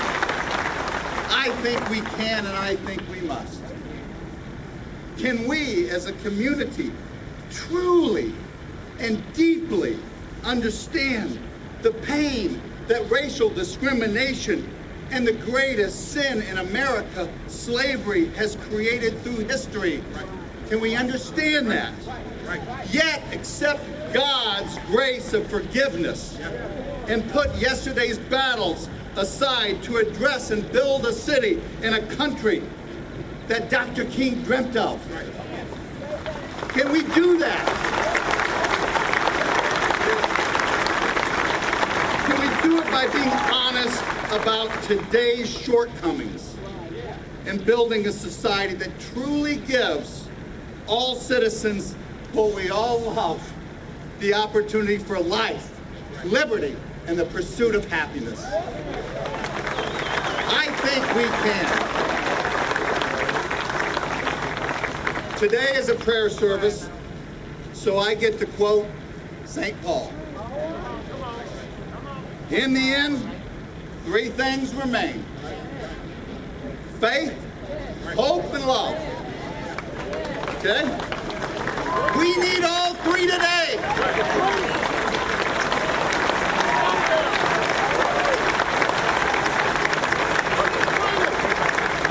We must have faith in each other,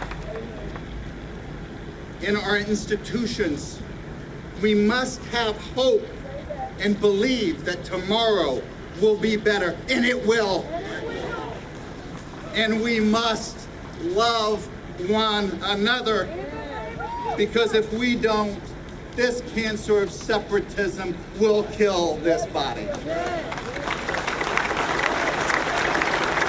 But I choose those words, and I believe this city will be better and see better days because of the lives that were lost last night. God bless Dallas. God bless Texas.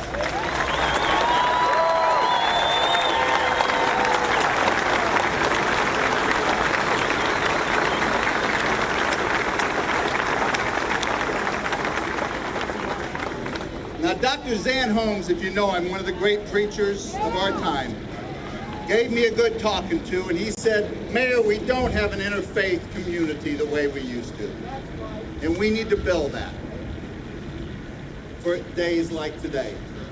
And we've done it. Two of the first people that I called was my pastor, Reverend Joe Clifford of First Presbyterian in Dallas, and Pastor Andy Stoker of First United Methodist. I want them to come and give us a prayer for our city.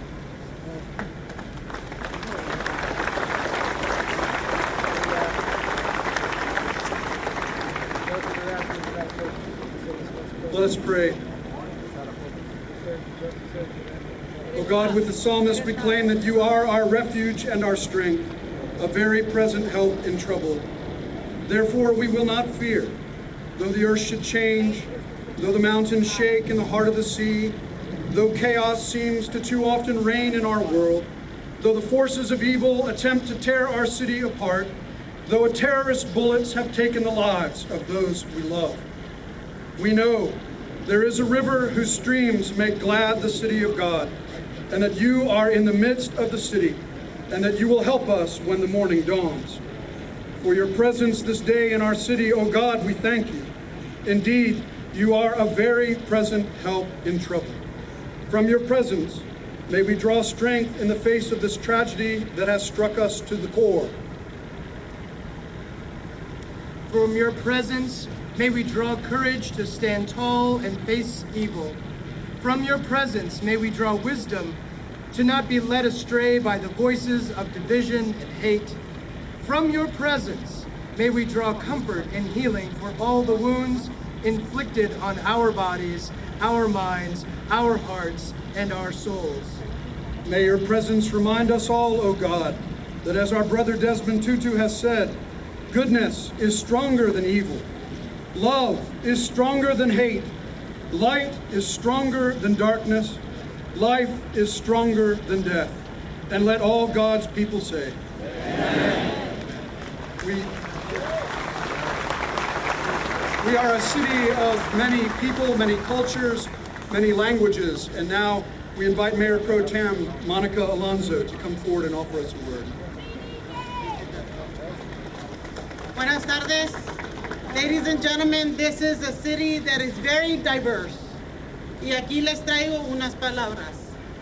Hay que no nomás recordar a nuestros hermanos, a nuestras hermanas que acaban de fallecer, pero también recordar que somos una familia y somos hijos e hijas de Dios.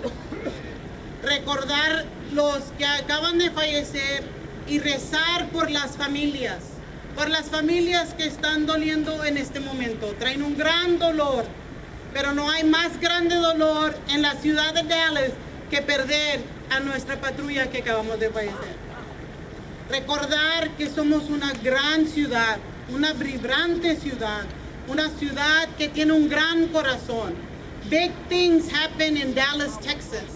Muchas cosas ocurren aquí en Dallas.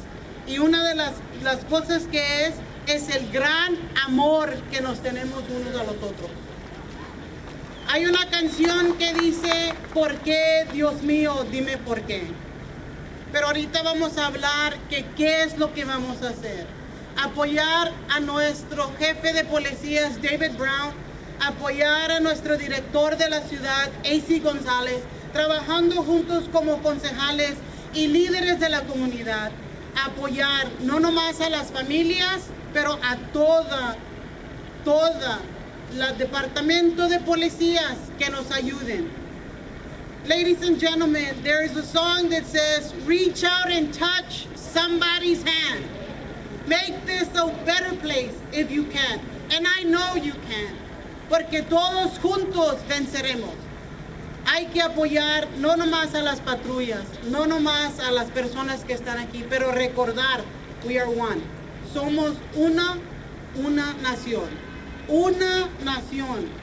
Y hay que recordar que nos tenemos que amar para poder seguir adelante. Trabajar juntos, agarrarnos de mano y decir cómo podemos seguir adelante. No le hace qué color o qué es lo que hacen, sino que decir cómo te podemos ayudar. Muchísimas gracias.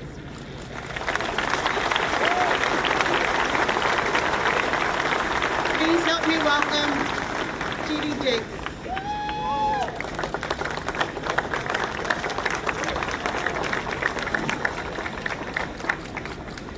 Today is a very solemn occasion, and yet it is a hopeful occasion. It is a time that the eyes of the nation and the eyes of the world have turned their gaze toward our city.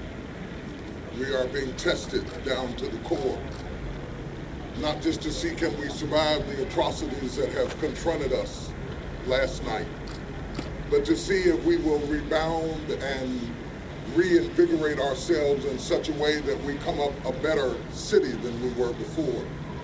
What we faced in Dallas did not start in Dallas.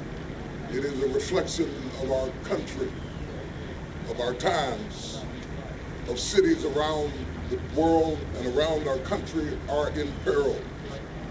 I've been asked to pray for the nation, but before I do, I just want to tell you that, like many of you, I have been up most of the night.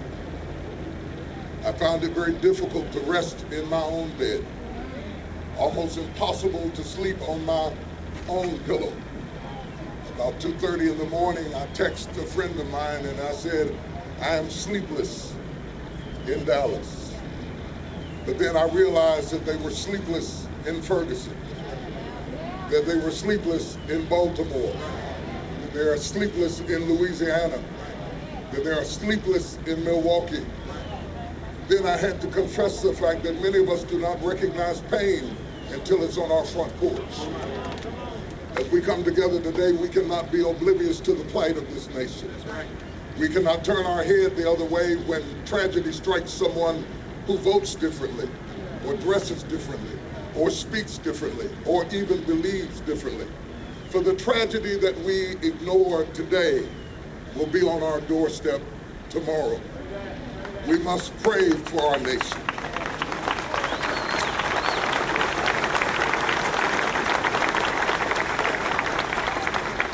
I came here a young father, and now I am a grandfather. I am concerned for my grandchildren, that we leave this world a better place than we found it. And yet I see us digressing in many ways.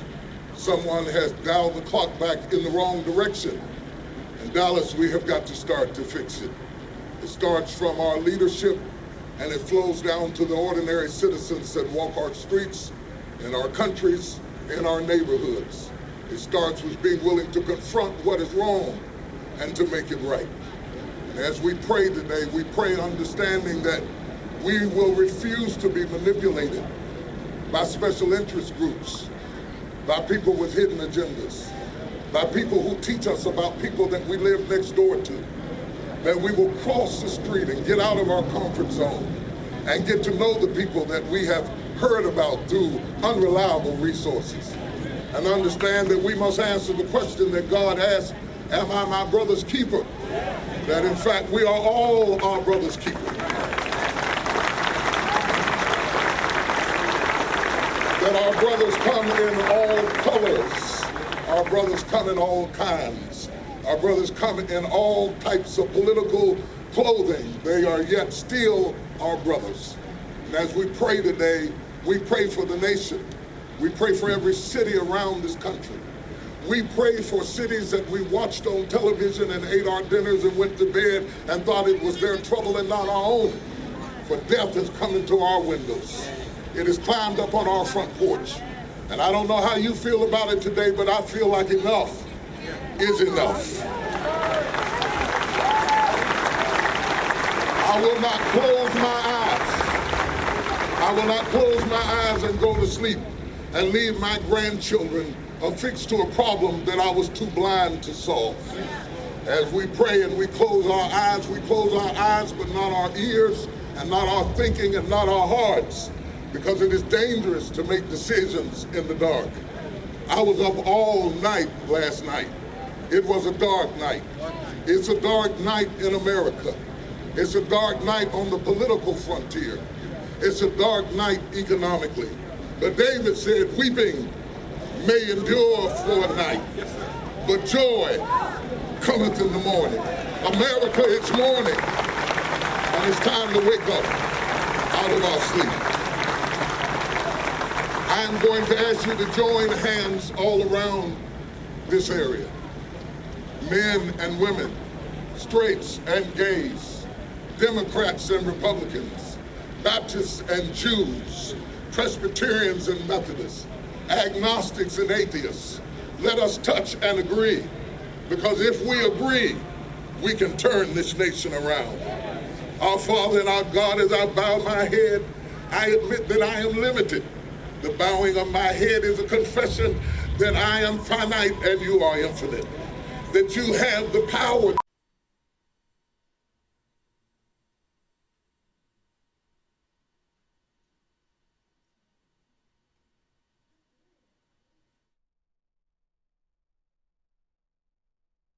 Hi everyone, my name is Jeff Moriarty. We have unfortunately lost the prayer vigil right in the middle. I apologize for that. Sometimes we don't get control over the inputs that we receive. We are now going instead to the White House press briefing with Josh Earnest. This will be starting shortly. He is in Warsaw, Poland with President Barack Obama, who is traveling as part of a NATO summit, and he has already spoken, President Obama has spoken about the shooting of Philando Castile. It's difficult that there's been so many people shot in the past couple of days. I have to stop and think for a second and remember the context for each one. That is unusual situation and not a pleasant one. But the president has already spoken about the shooting of Philando Castile, and that was prior to the events in Dallas last night, where 5 officers were killed and several more and civilians were shot. So this briefing is coming from Warsaw, where Josh Earnest is with the president, and we will be carrying this for you live from Warsaw.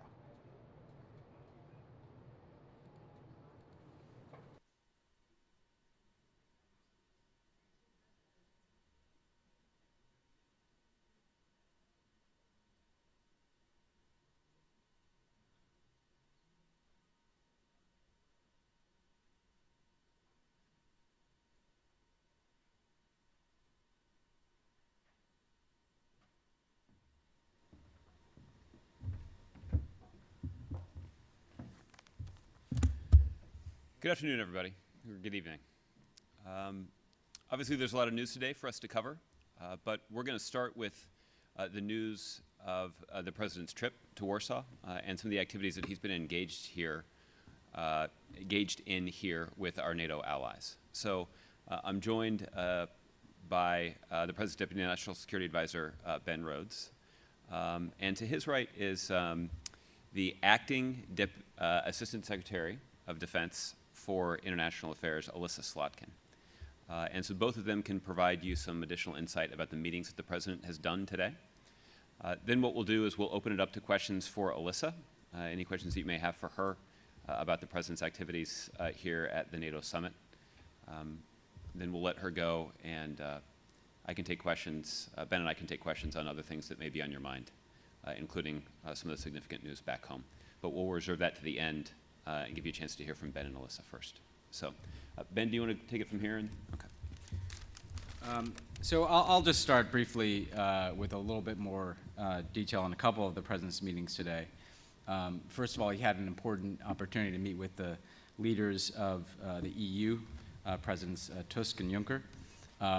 They, as the President said in his remarks, discussed the aftermath of the British referendum and discussed the need for an orderly and constructive process between the EU and the United Kingdom with respect to how they formulate their future relationship.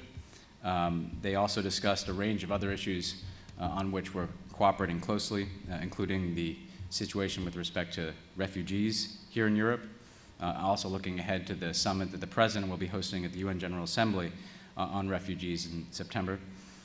They discussed the steps we've taken to enhance our counterterrorism cooperation, given the threats that we're facing from ISIL. And we've made good progress in addressing gaps in information sharing and ways that we can work more closely together in our intelligence and law enforcement communities. They discussed the situation with respect to Russia, and in particular focused on the situation in Ukraine.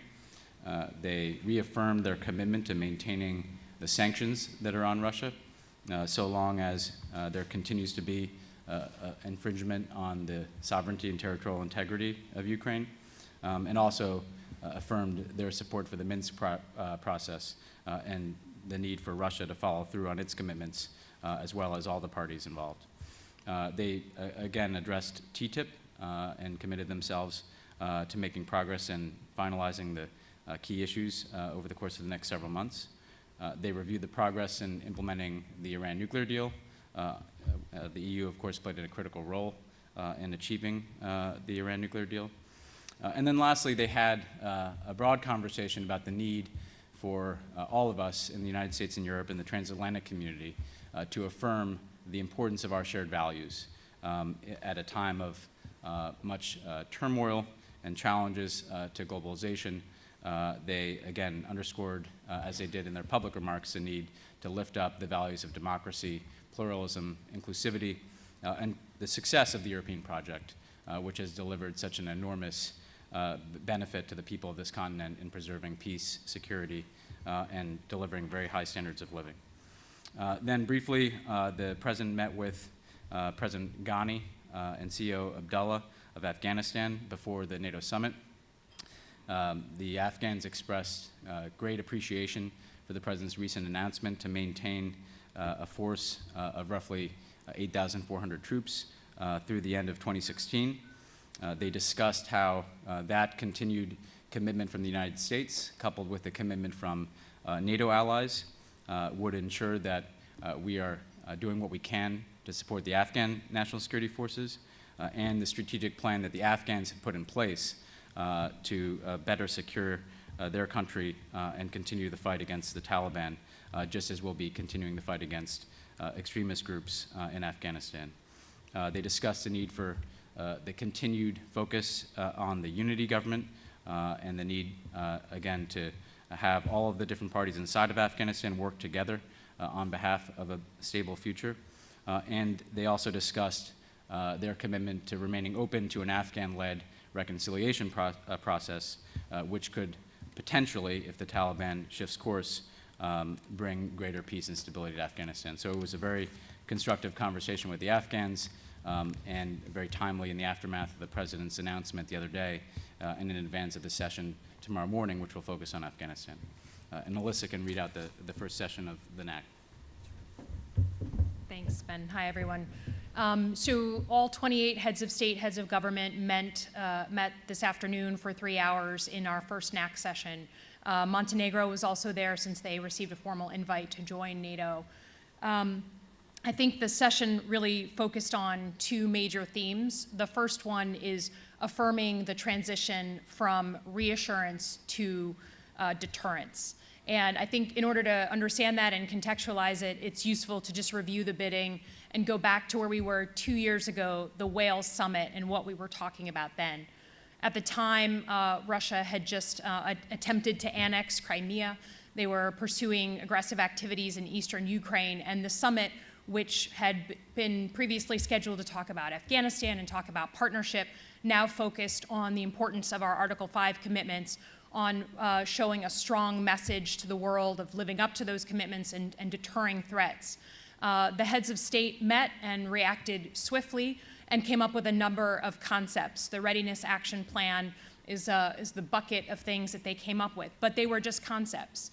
2 years ago, two years later, we have fulfilled those concepts and made them real.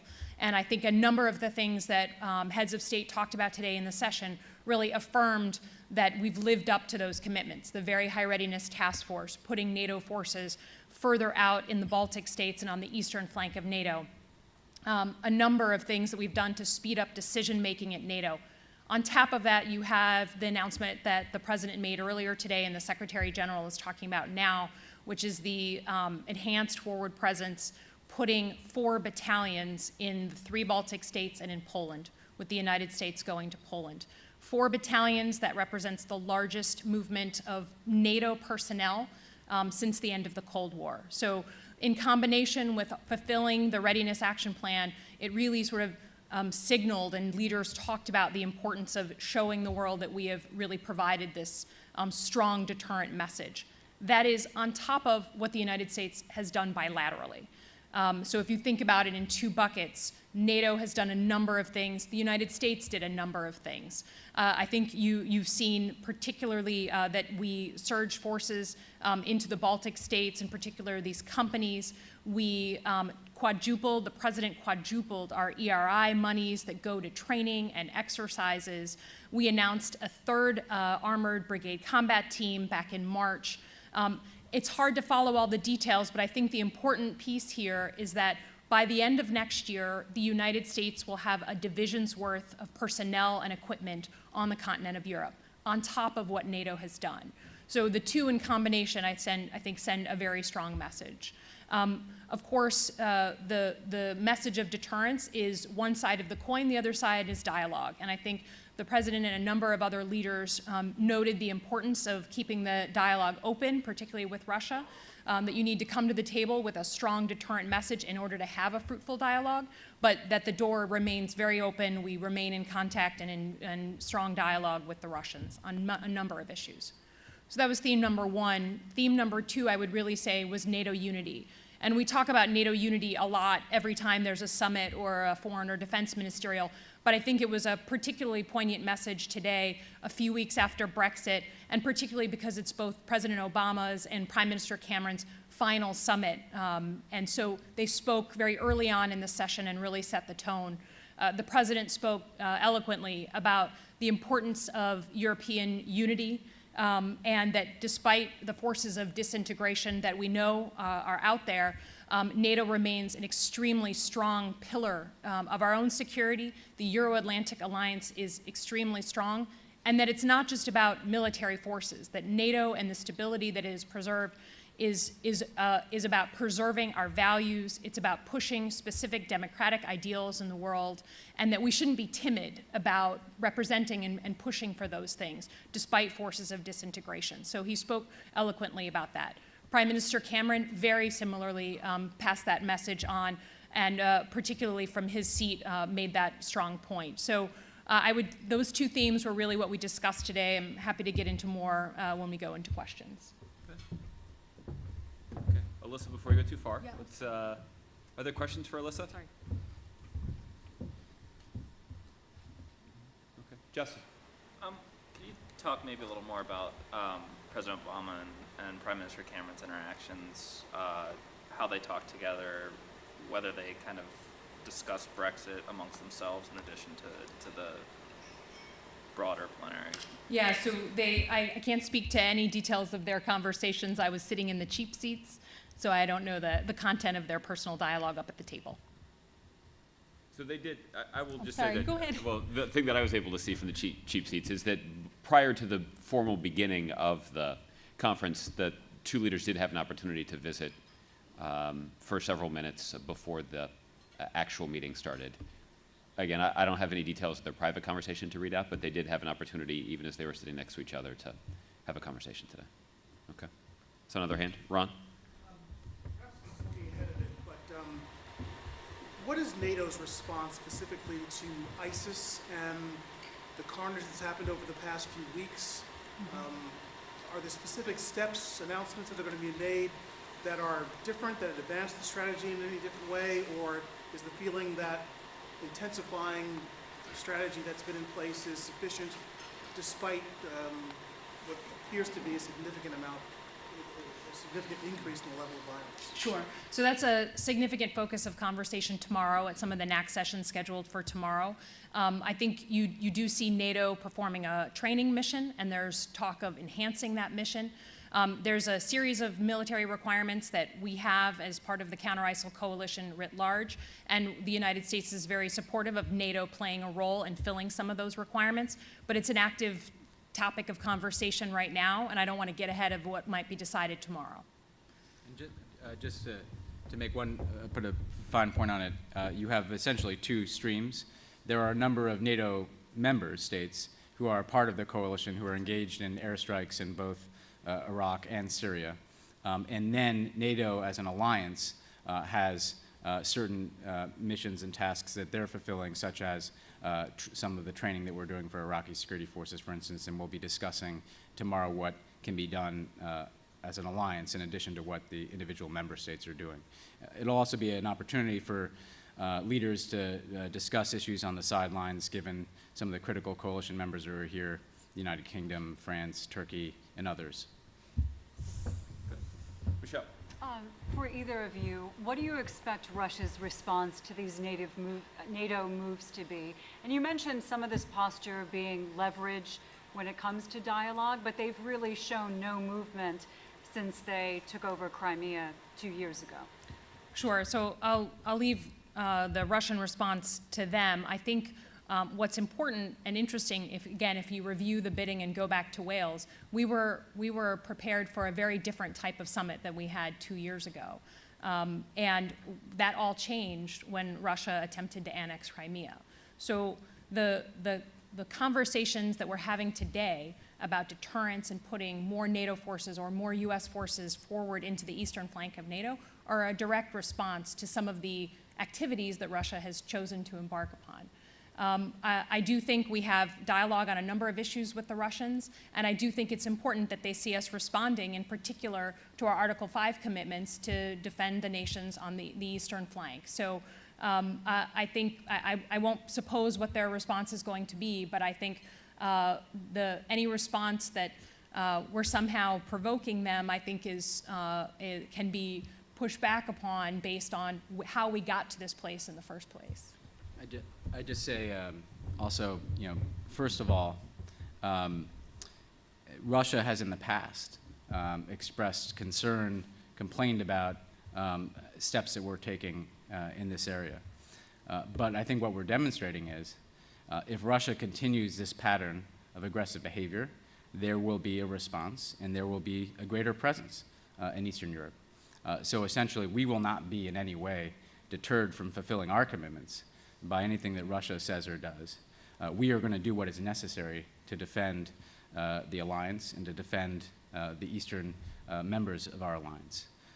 The second thing I'd say is that in the long run, we are very confident in the strength of NATO, in our capabilities, in our economies, and Russia is incurring a significant cost for its own actions. Their economy continues to be in very difficult circumstances. They are isolated politically because of what they're doing in Ukraine. They continue to be under sanctions.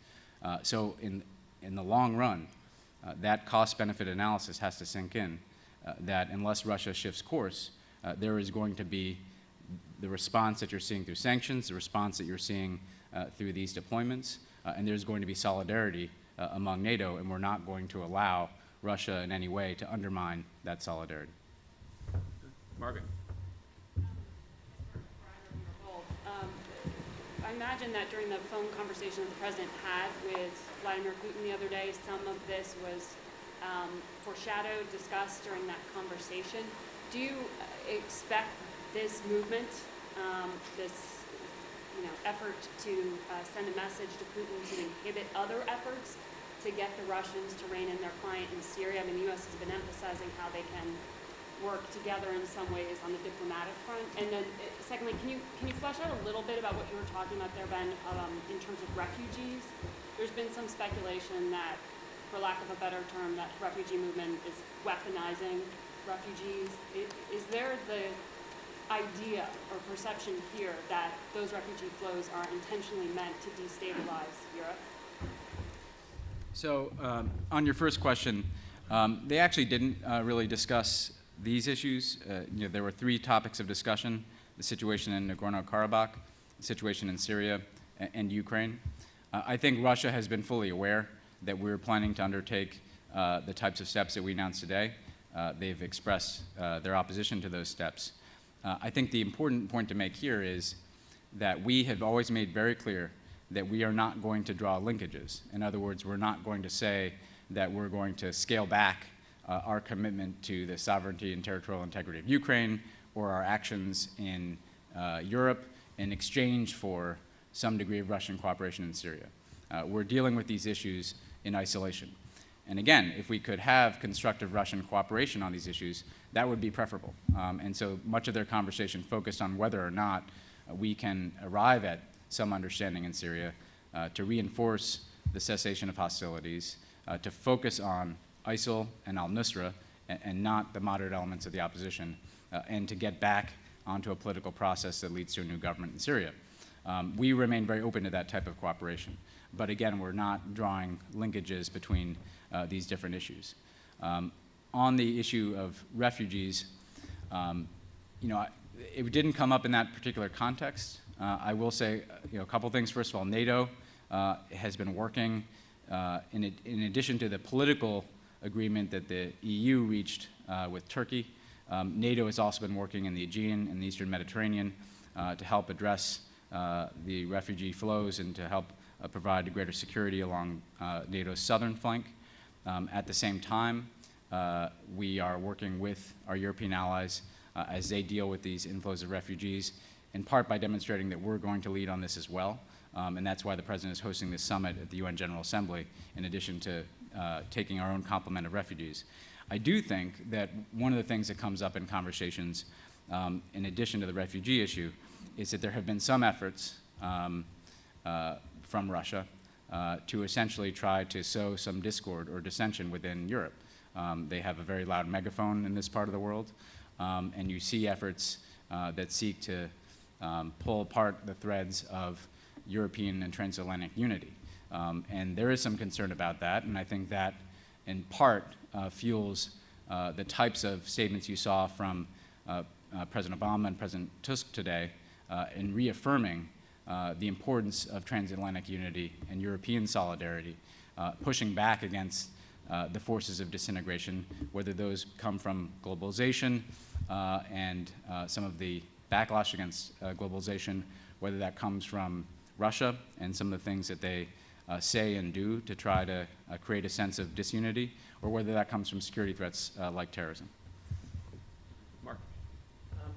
Picking up, I think, Ben, on what you just said, I'm wondering why the President has confidence that the Europeans will remain united in preserving sanctions. I mean, just in the last few weeks, you had the Prime Minister of Italy going to the St. Petersburg Forum, something European leaders have been shunning. You had President Hollande of France saying we need to engage with the Russians. You had the German foreign minister referring to a military exercise in Poland as saber rattling. And so I'm wondering what accounts for the optimism or confidence that Europe won't splinter in its approach to Russia, particularly as domestic politics begin to enter the equation in places like Germany. So, first of all, we had a very strong message from the EU leadership that they remain committed to rolling over sanctions as Russia is not fulfilling its commitments under Minsk. Second, I think in the President's own conversations with European leaders, they've reaffirmed that commitment. Tomorrow, they'll be meeting as a quint, the United States, Germany, France, the United Kingdom, and Italy, with President Poroshenko of Ukraine to expressly send a message of support for Ukraine's sovereignty and territorial integrity. I think that meeting itself will demonstrate the united front here between the United States and Europe on the issue. Look, it has been the case throughout the sanctions regime that it is difficult for some countries. Some countries are incurring more strains because of the enforcement of sanctions. So that is not a new dynamic. It's something that we've managed over the course of the last couple of years. The point we've made repeatedly is our preference is to not have to maintain sanctions, but in order to see a relaxation of those sanctions, Russia has to follow through on its own commitments. And we have a framework under Minsk, and we can measure what Russia is doing in terms of support they're providing for separatists in eastern Ukraine, in terms of fulfilling the commitments around the political framework that Minsk envisions. And so we can say very clearly to our European allies that we share their interest in having more constructive relations with Russia, but the pathway to that future has to be Russia respecting the sovereignty and territorial integrity of Ukraine.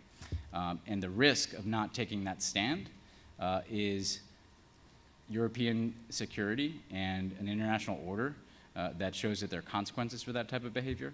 And at the end of the day, given all the different forces of disintegration that we see in parts of the world, it's even more important that that solidarity sustains itself. Maybe Maybe I missed it. Did the president tell President Putin that these announcements were coming? No, they did not. Again, they didn't discuss these issues. They discussed Ukraine. That was the issue that they discussed related to Europe. Can you say where the U.S. troops will be located in Poland and when that's going to start? I'm so sorry. Could you just repeat your question? Where the U.S. troops are going to be stationed in Poland and when that will start? Sure. So there's two separate announcements that the president made today. One on the U.S. contribution to the NATO Enhanced Forward Presence. That battalion will be in Poland. The location, the actual specific location, it's between a couple of different places. We will need to finalize that with the Polish government, so it's to be determined. Same thing with the headquarters of our Armored Brigade Combat Team. It's also between a couple of different places. Those details are being worked right now with the Pulse. A timeline. So I believe that the battalion that under the NATO hat for the Enhanced Forward Presence will be there by mid-2017, so before summer of next year. And the headquarters of our brigade combat team, I think in 2017, potentially early in 2017, but I don't have the exact date for you. Yes, ma'am. You talk a lot about the discussion about the situation that's ongoing in Ukraine. However, how much discussion was there regarding the continued build-up of military hardware on the Kaliningrad border, which is obviously bordering with Poland, and this is one of the reasons why the regional NATO partners have lobbied so hard for NATO support here? Yeah, the focus of our meeting today was really about what we as NATO are going to be doing and putting forward the commitments that we followed up on. We didn't get into specifics of other forces outside of NATO. It was really an in-house conversation among the allies. Yes, sir. Nick Robertson from CNN. Are you able to explain or give us more detail about the meetings with the European presidents? I'm thinking here Jean-Claude Juncker expressed when he came out of the meeting, he didn't have a lot of time, but he reiterated that he wasn't in a position to discuss, and Europe isn't in a position to discuss Britain's exit from the European Union until Britain triggers Article 50. Can you give us a little more detail on how that meeting went and a little more content? On just Brexit specifically? Yes. Okay. I mean, his position is a relatively firm position, and he was reiterating what he'd said last week. Yeah. Well, look, I don't want to speak for the EU, but they did discuss the process. What was clear from the President Juncker is that it's their view that Article 50 has to be invoked before the negotiation can begin. So essentially, they're currently preparing for that to take place. And then there was a discussion about how that negotiation should go forward. The President made clear that, again, this is something to be done between the EU and the United Kingdom. We, of course, do encourage them to continue to have a close relationship. The EU leaders expressed their commitment to having a close relationship, even as President Juncker said, as he said publicly, that, again, if you leave the Union, you don't have all the benefits of the Union, particularly given the four freedoms that the Union underscores and is founded upon. So again, they did discuss somewhat what their approach would be towards trying to maintain a close relationship with the UK, even as they recognize that the relationship will change. They discussed the timeline associated with those discussions, the 24 months that are allowed for those discussions to go forward. The President's, again, view as a friend of both the EU and the United Kingdom was that we want it to be an orderly and constructive process, transparent process, so people understand the decisions that are being made, and that we would like to see on the back end of that process the EU and the UK maintaining a very close relationship, but also the EU strengthened internally and pushing back against further forces of disunity.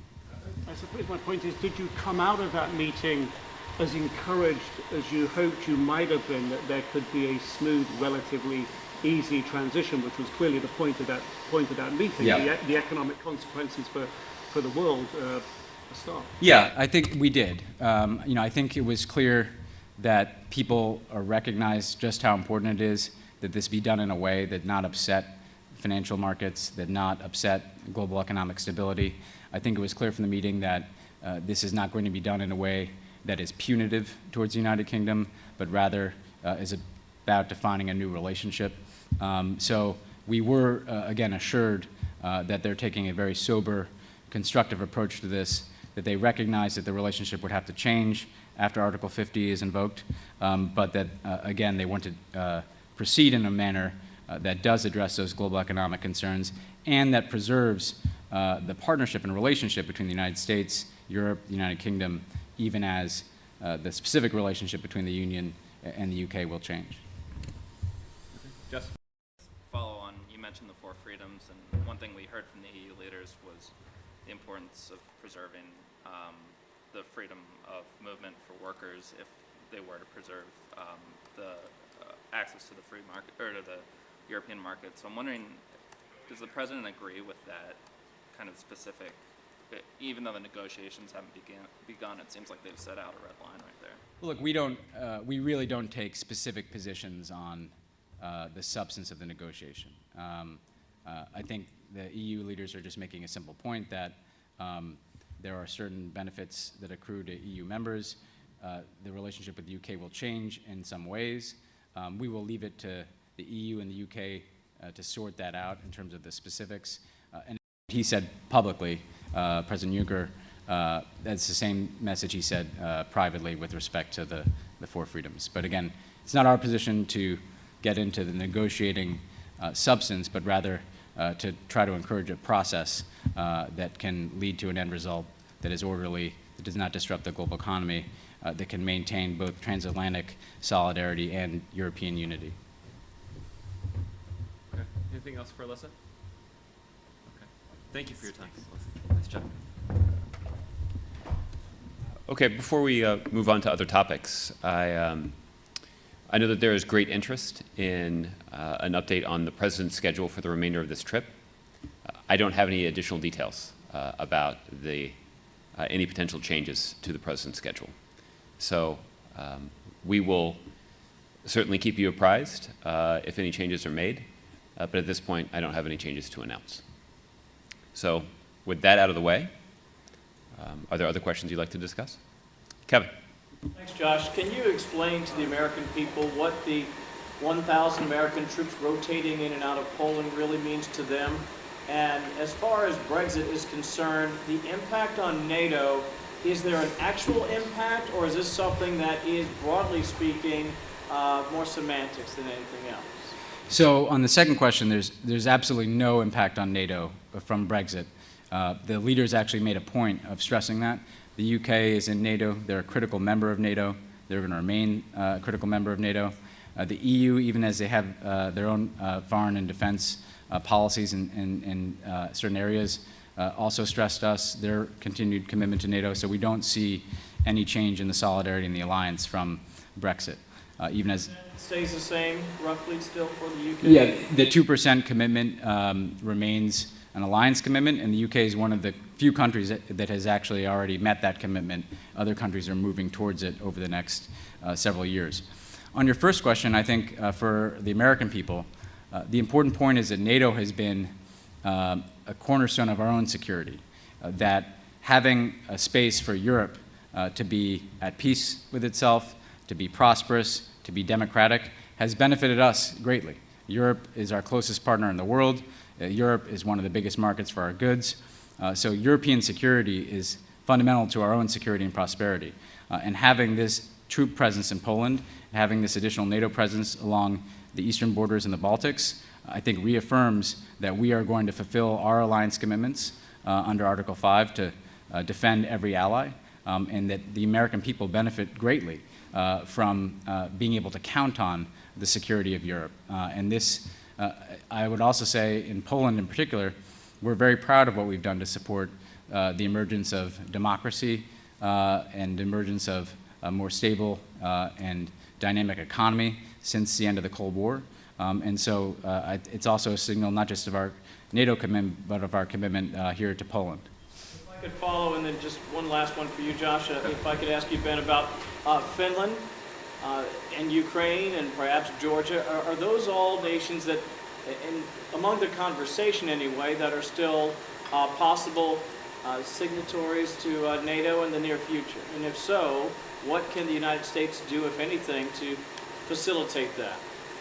Well, NATO has an open door policy, and so we, again, do have an openness to additional members, additional countries joining NATO. Montenegro is joining NATO at the summit, which indicates that NATO continues to grow. In order to join NATO, countries have to meet very clear criteria in terms of their capabilities, in terms of their public support for joining NATO. And NATO itself has to have a consensus to invite member states in. So again, while we have an open door policy, I couldn't tell you today that there's any one country after Montenegro that is ready to become a member of NATO. What I will say on Ukraine is precisely because of the situation that Ukraine finds itself in, we have a NATO-Ukraine Council, and that will meet tomorrow with President Poroshenko and the alliance. And part of what we've been able to do through that is have NATO member states provide security assistance to Ukraine to help strengthen their security forces so that they're better able to provide for their own defense in the very difficult circumstances that they find themselves in. So that is the manner in which NATO is expressing its support for Ukraine. It's, of course, not the same as being a member of the alliance, where there's an Article 5 commitment that if there is any infringement on the territory of a NATO member state, we will come to their defense. But it is an expression of our support for Ukraine, our desire to strengthen their security forces, our commitment, frankly, separate from NATO, to have sanctions on Russia so long as they're violating Ukrainian sovereignty. And again, Ukraine has expressed some interest in NATO, but again, they would have to meet a set of criteria, and the alliance itself would have to choose to extend that invitation, and that has not yet happened.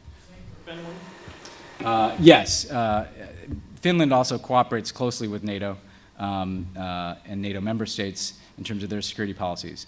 The only other thing I'd say is that before coming here, Secretary Kerry visited both Tbilisi, Georgia, and Kiev, Ukraine, in part to continue the discussions with them about how those countries are working with NATO. Georgia, for instance, has deployed to Afghanistan in the past and worked with NATO under that umbrella. So Secretary Kerry's visit, I think, expressed our continued close.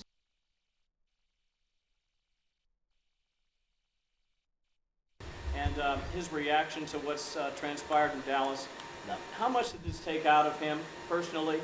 And if you could also answer the question that some are asking, which is whenever he brings up guns or the use of weapons in circumstances like these, some people are concerned that it politicizes a tragedy perhaps too soon while the feelings or the emotions are still very raw. If you could talk about those things. Well, Kevin, you had the opportunity to hear directly from the President early this morning, and he did discuss how the entire country is grieving alongside the people in Dallas. There are 5 Dallas area police officers who didn't come home last night. And that's a tragedy.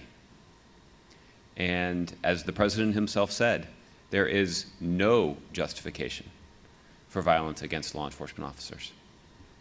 These are men and women who put on a uniform every day, prepared to put their lives on the line to protect all of us. It's exactly what happened last night in Dallas.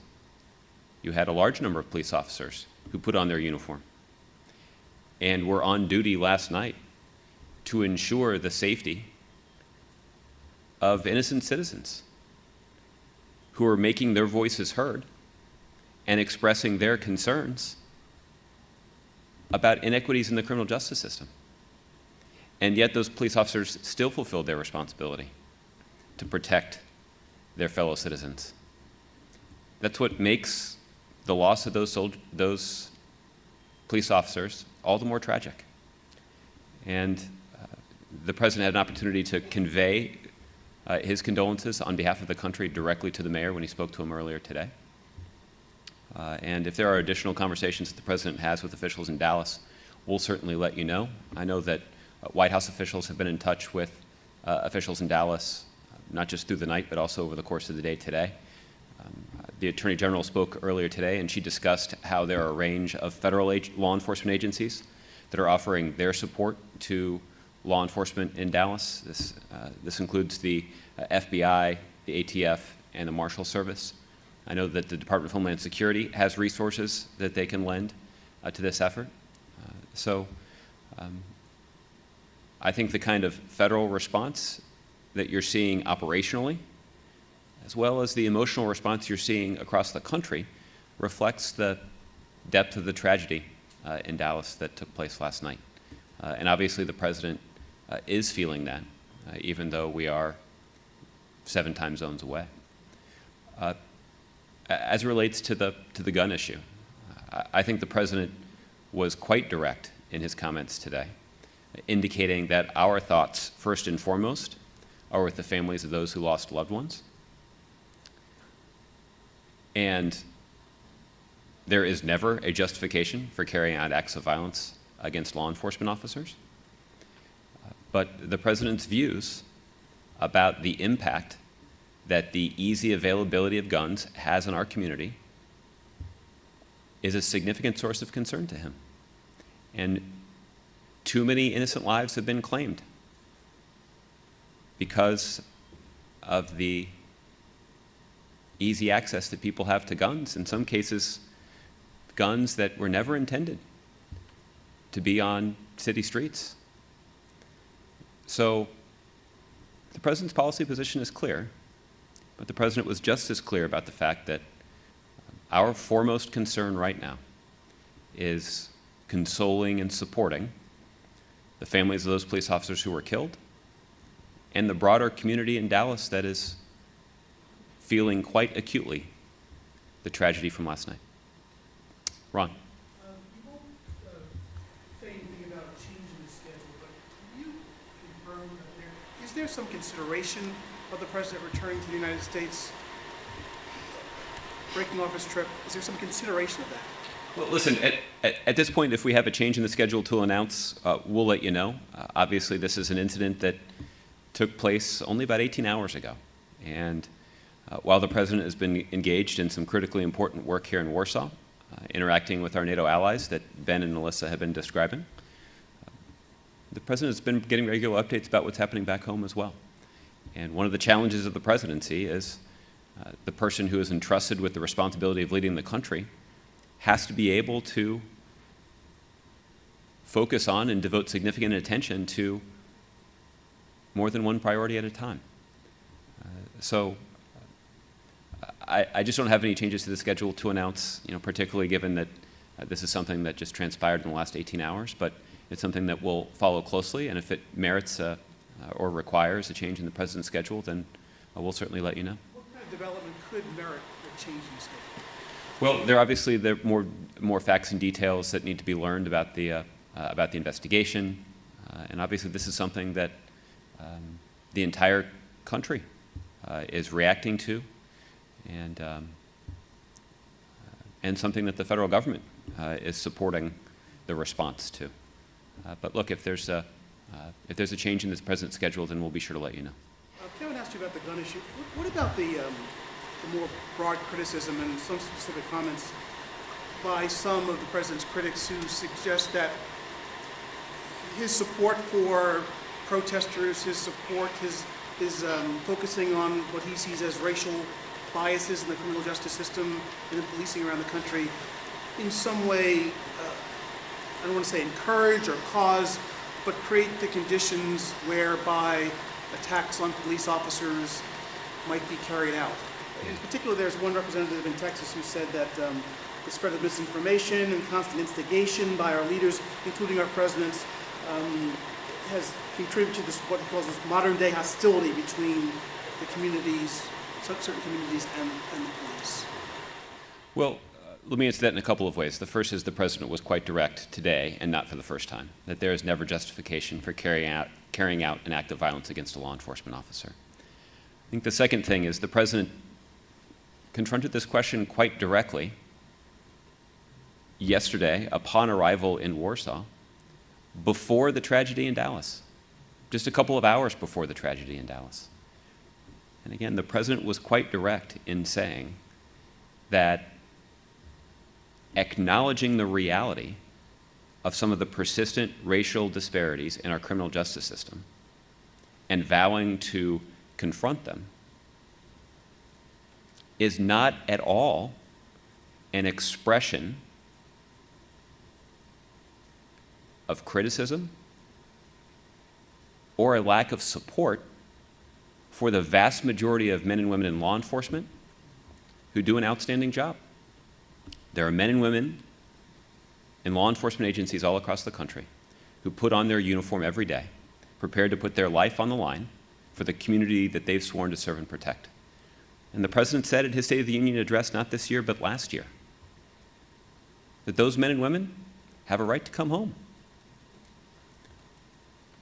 And the President has time and again articulated his strong support for our men and women in uniform and has been in a position of grieving with the families of those that have been lost. So, as it relates to the, some of the comments that you're referencing, I don't think there's anybody who thinks that that kind of divisive rhetoric is either going to address some of the needed reforms in our criminal justice system or do anything to protect our men and women in uniform.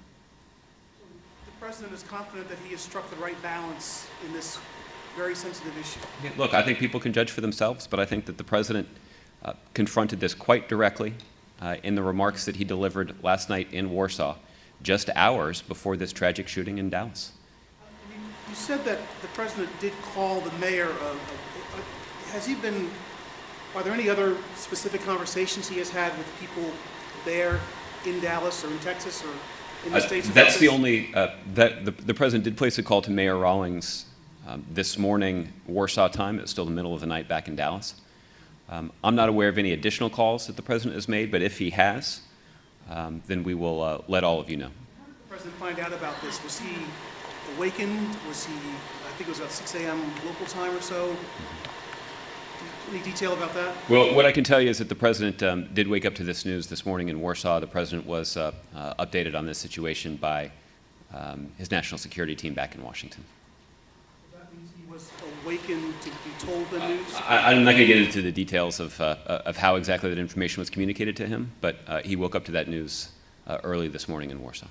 And just lastly, to people in America who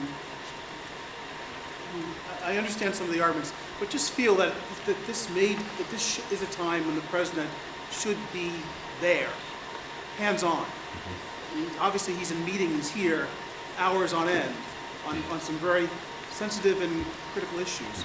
What do you say to them who feel that the President should be more directly hands-on engaged in this situation? Well, I would start by acknowledging that the President has spoken to this issue just twice in the less than 18 hours that the President has been in Poland now. So this is obviously something that the President is quite focused on. The President and his team have been interacting with a lot of frequency with officials in Dallas. There are federal resources that are being committed to the investigation and to the recovery effort, both from the FBI and the ATF. There are marshals, U.S. marshals that are involved in that effort as well. I know that the Department of Homeland Security also has resources that they're devoting to this effort. White House staff have been in touch with senior officials in Dallas as well to make sure that they have the kind of support that they need from the federal government. The President's getting regular updates on this situation, and I do think, Ron, this is an apt illustration of how challenging the modern presidency is. We have the expectation that the President of the United States must be someone with the capacity to focus on and be attentive to very high priorities, more than one at the same time. And that's exactly what the President of the United States is doing right now. He didn't get a lot of sleep last night. I don't know how much sleep he's going to get tonight, but this is something that this is something that requires intense and round-the-clock attention, and that's exactly what the President has devoted to it. Okay, Michelle. Today, Speaker Ryan said that everyone in Congress, Republican and Democrat, would like to see less gun violence. And he also at the end mentioned that there needs to be action. But we haven't seen any movement at all, at least on guns, or preventing certain people from getting guns in Congress. So what is your take on what he said? Do you buy that? Well, I certainly take Speaker Ryan at his word. I think that he was conscious of the need to live up to some of the rhetoric that he used in his statement.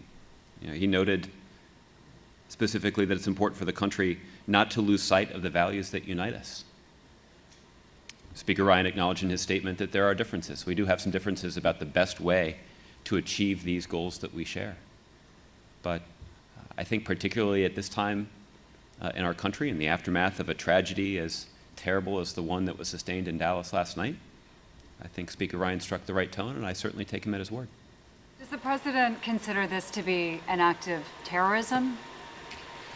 Well, it is my understanding that investigators have now publicly ruled out the possibility that the individual who carried out this terrible act of violence had any sort of connections to terrorist organizations, either in the United States or around the world.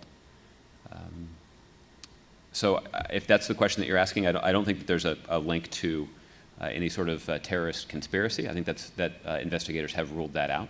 I mean, does the president consider this domestic terrorism? Well, listen, I think that there are a lot of questions that are being asked right now about this person's motive and this person's intent. I know that investigators have indicated that they're interested in trying to learn more about that. So I would let them conduct their investigation and render their own judgment about this person's motivation. But I don't think that in any way lessens the significance of this event or in any way downplays the significance of this tragedy. This was a case of a sniper targeting police. It ended with this robot that was capable of detonating an explosive. And I know part of the White House's stance on looking at community policing is reassessing military-style equipment that they have. But the fact that there are so many high-powered weapons out there, does this indicate that there's a need for police to be better equipped to deal with things like this that can happen virtually any time? Well, I think it's too early to sort of second guess or to provide a detailed analysis or an after-action report about the response of Dallas law enforcement officials to this incident. I think the president's expectation, and the president made a reference to this in his statement today as well, it is important for us to make sure that law enforcement officials and law enforcement agencies have the tools that they need to do their job. That certainly is an important way for us to show support for their important work. We can make sure that these law enforcement officials have the equipment and training that they need to do their job as safely and as effectively as possible. We can make sure that local law enforcement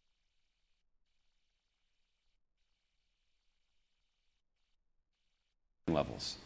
We can make sure that we are fighting for the collective bargaining rights of law enforcement officers all across the country. Those are all important ways that we can demonstrate our support to our men and women in blue. And the president has certainly done that time and time and time again. But at this point, I don't have an after-action assessment other than to say the president certainly does believe that law enforcement agencies should have the firepower necessary to protect the community. Okay. Yes, ma'am. In Dallas, unusual, perhaps the first time the police have used the tactic of a robot armed with an explosive as a method for employing deadly force. Is there anything you can tell us about what the president makes of that, what he thinks of that tactic? And also, the president campaigned on bringing the country together, including on race. What can you tell us about his thoughts on whether or not he's failed to deliver on that goal? Mm-hmm. Well, again, as it relates to some of the tactics that were employed by law enforcement officials in Dallas to bring an end to this situation, I'll let them speak to that, and I'll let them conduct their own after-action assessment, which I'm sure they will do, to evaluate the effectiveness of some of the tactics that they employed.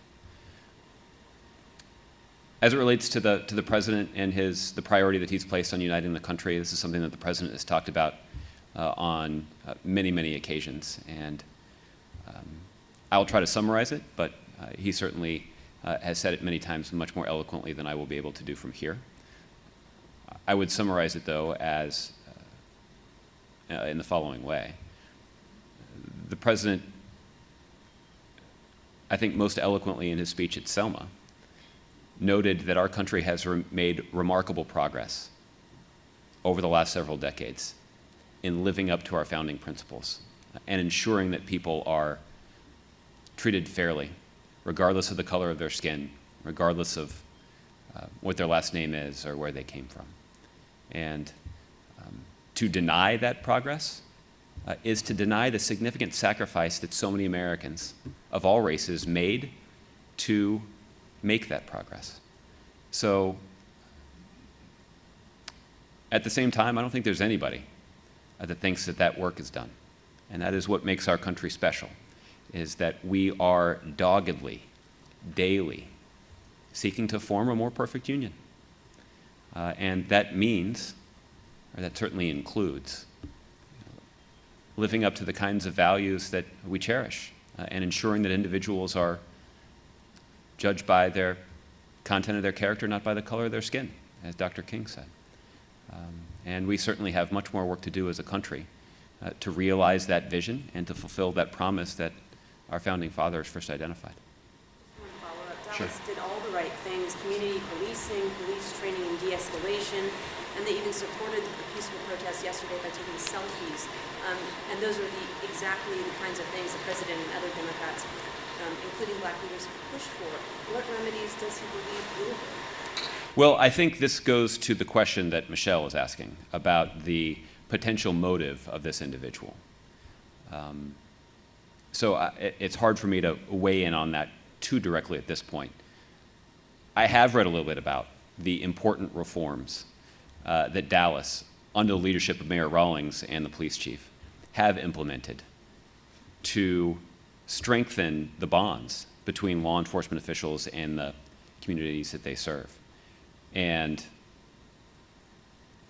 that's important work. And I think the statistics indicate just how much progress they have made. Those efforts do make that community safer. They do make law enforcement officials safer. They do ensure that law enforcement officials are more effective in fighting crime. That's one of the interesting things that, so again, some of the statistics that I've seen, I'll let Dallas officials speak to this more directly, but they were able to both to succeed in driving down complaints about excessive force and other violent confrontations between law enforcement officers and citizens, and drive down the crime rate. That's an indication that the Dallas Police Department has figured out some critical reforms that benefit their community in a variety of ways. So I think that does beg questions about the motive of this individual, and it's just something that's hard for me to speak to while both because this is an incident that only occurred in the last 18 hours, but also because law enforcement officials are seeking to learn as much information as they possibly can about what may have led to this incident. Okay. Carol. Can I just ask you a broader kind of question? You have the attacks in Orlando, this threat of lone wolf terrorism. Overseas, you have attacks such as the one that happened in Istanbul. You have the CIA director saying, ISIS could attack in the U.S. in a similar way. You have these shootings in Minnesota and Louisiana, and in response to the racial disparities that the president talked about, and then you have what appears to be a retaliatory shooting of police officers, and these are obviously all very different, and the motivations are different, but they're all happening at the same time, and they're creating a real sense of anxiety across the country. You have people who essentially don't feel safe in their communities anymore, and really don't feel that anywhere is safe. So how does the president think about that? How does he talk about that? How does he soothe the country at a time like this?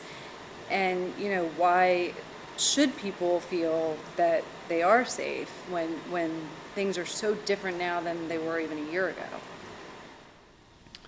Well, listen, I think the situation that you described would provoke some level of anxiety in anyone. So I think the feelings that you are attributing to many Americans are understandable. What's clearly true is that the advances in social media and technology that brings so many of these images onto our smartphone or onto our television screen also has an impact on the way that many people react to these incidents.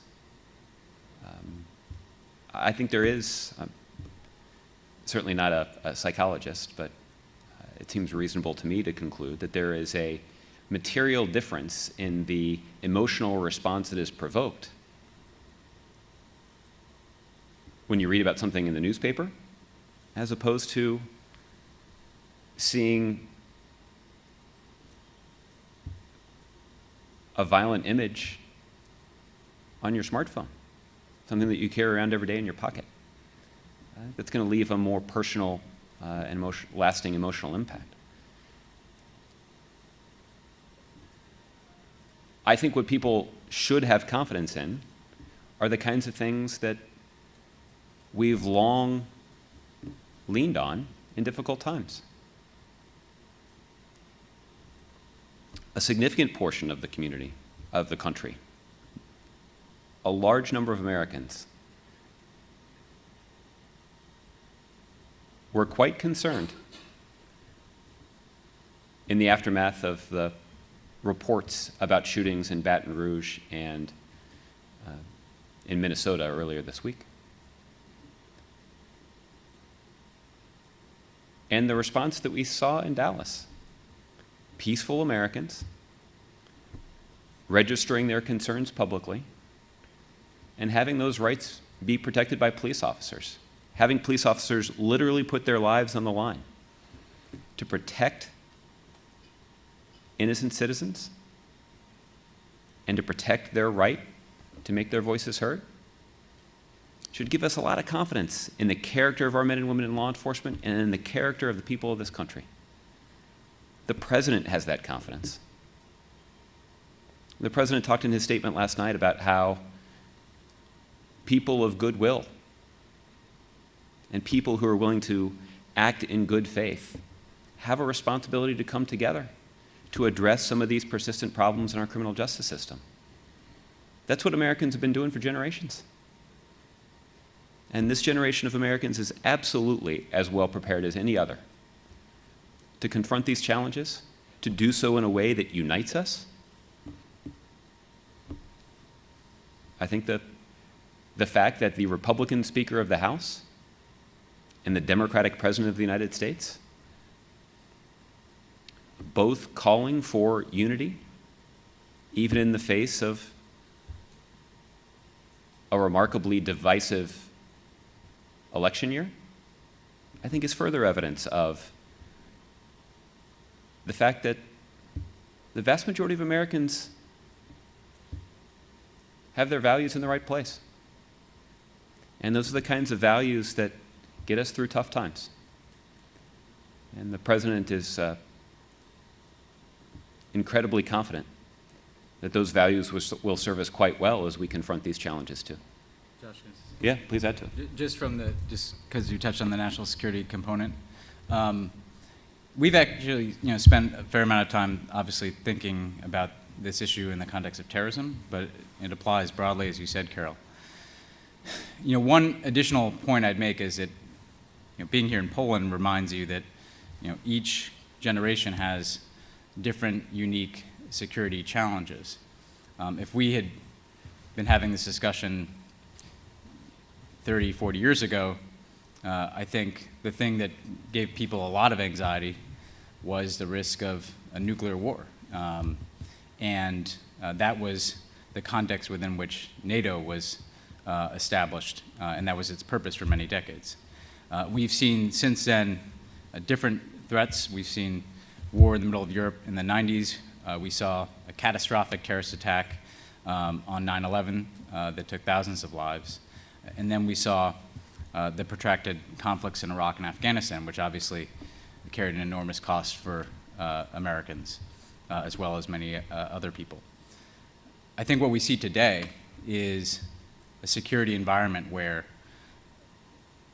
even as we must maintain our commitment to NATO security, as we discussed, even as we're vigilant and wary for any potential state-on-state violence between major powers, that the threats have changed, and you see less of a concern about a nuclear conflict or a great power conflict, but you do see individuals, for different reasons, seeking to draw attention to themselves, seeking to draw attention to their ideologies by carrying out attacks, shootings, in many different places, and again with many different motivations.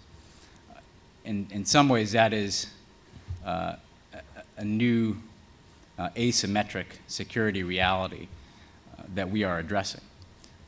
And it's not something that is easily defeated with armies. But the one thing I would say, to echo a bit of what Josh said, is that what is striking is that the values of inclusivity, of working through a democratic process, of being able to air differences peacefully, those are the same values that are needed in the European continent. Those are the same values that would, again, make it much easier to resolve conflicts in parts of the world that are being torn apart right now.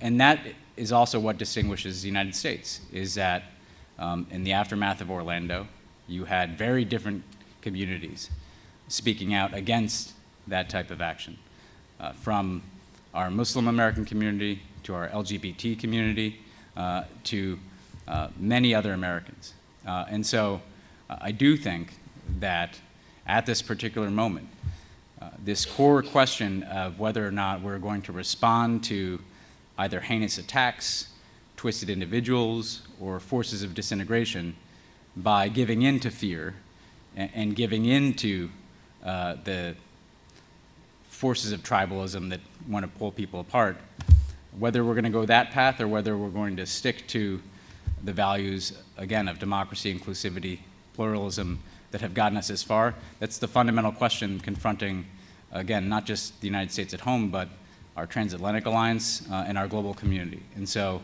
that is the thread, I think, that you cite in terms of the pattern of actions that obviously are very troubling, but at the same time, I think we also know what ultimately can defeat the intentions of those individuals. Do you expect that the president will, at some point, address the American people in a broader way?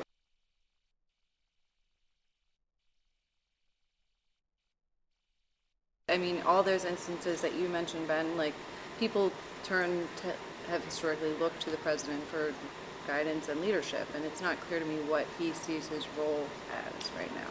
I've had limited access to television today, but I certainly do think that the powerful remarks that the president delivered last night and again this morning, I think, are certainly part of the way that the president communicates with the American public about his views on this topic. Look, even as we were flying to, even as we were somewhere over the Atlantic yesterday, the president's Facebook page was updated with a specific message on these issues. So I think the president does feel not just a need, but a desire to communicate with the American public about his perspective on these issues. And I think a lot of that is infused with his confidence in the ability of the American public to focus on what unites us and to use the strength that we gain from our unity to confront these challenges. That said, I'm confident that the president will have additional opportunities in the days ahead to discuss this again. My expectation is that the next opportunity he'll have to do so will be at the news conference that he plans to convene tomorrow, and I expect that the kinds of questions that all of you are asking me today are the kinds of questions that you'll ask him tomorrow. Mike. Josh, or to Ben, quickly this morning, obviously there were, when the President spoke out about the incident in Dallas, we also heard from some of the other leaders here offering their thoughts on it. Can you talk a little bit about, throughout the course of the day, any other interactions the President has had with leaders specifically on this issue? And then I also wanted to ask, last night in his statement, which he seemed to be speaking often without notes, the President spoke more expansively about the heroism and the courage of the law enforcement community, and he seemed to want to underline this morning that he had spoken about that last night. I'm wondering what was driving that. Was there any sensitivity on his part to this view that some people have that he has perhaps put a thumb on the scale too much in speaking out so forcefully about the disparities in the justice system against law enforcement? So I'll let Josh take the second. Just very quickly on the first. Every leader interaction that I was present for began with leaders expressing their condolences for what took place in Dallas. I would note it was particularly poignant that was the very first thing that President Ghani of Afghanistan said. A country that, of course, has suffered enormous amounts of violence and loss of life. So consistently throughout the day, clearly other world leaders were very struck by what happened in Dallas, and every one of them that I witnessed, again, began their interactions with the President by extending their condolences. Mike, I think the reason that the President, well, let me start here. The comments that you heard from the President last night about his appreciation for law enforcement were not new to those of you who have covered the President for the last several years. The President often has an opportunity to talk about his profound admiration and his deep gratitude to the vast majority of men and women in law enforcement who do their job courageously and consistent with the values and expectations that we have for people who are responsible for justice. So those were certainly not new comments from the President. I think the second thing is that the President was interested in making clear that to acknowledge the reality of the persistent racial disparities in our criminal justice system doesn't diminish the service and sacrifice of the vast majority of law enforcement officers who do an outstanding job. And the President felt it was important to make that point precisely because there is a tendency in the aftermath of these high-profile incidents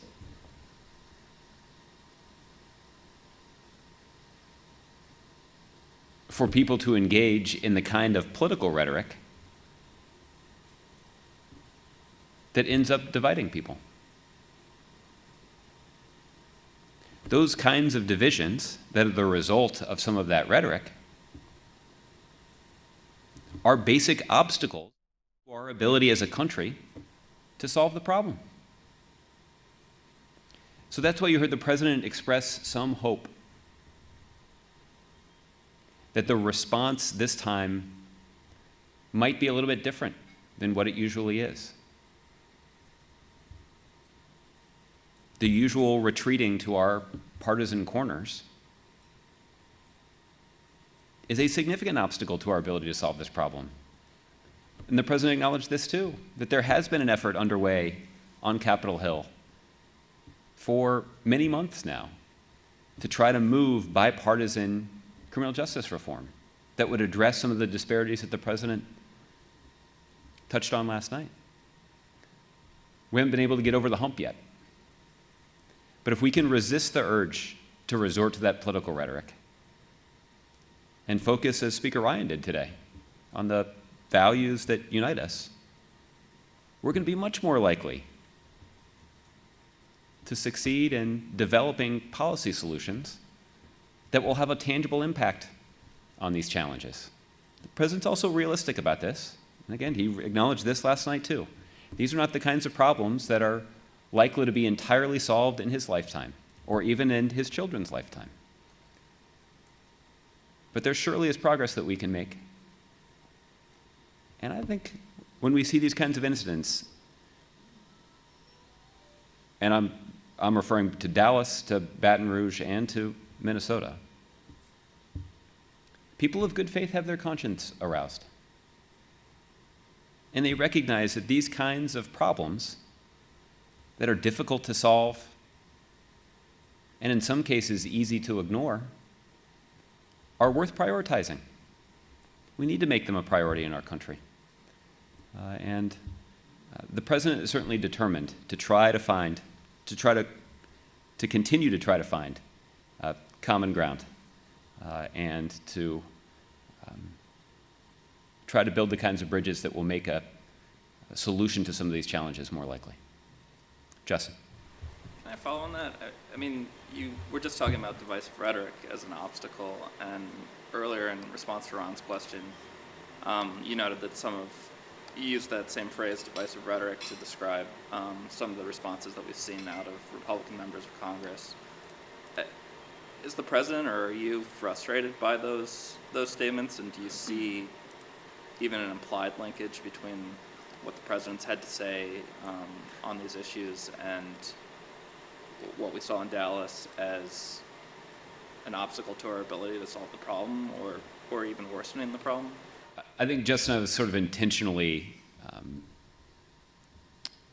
making an effort to not spend a lot of time in responding to some of those comments. I think it's certainly entirely reasonable that you and Ron would ask about them, but the focus of our attention, as the president pointed out earlier today, should be on the families who are grieving. And we can also have a discussion about what values we have in common and how that might inform our efforts to try to address some of these problems.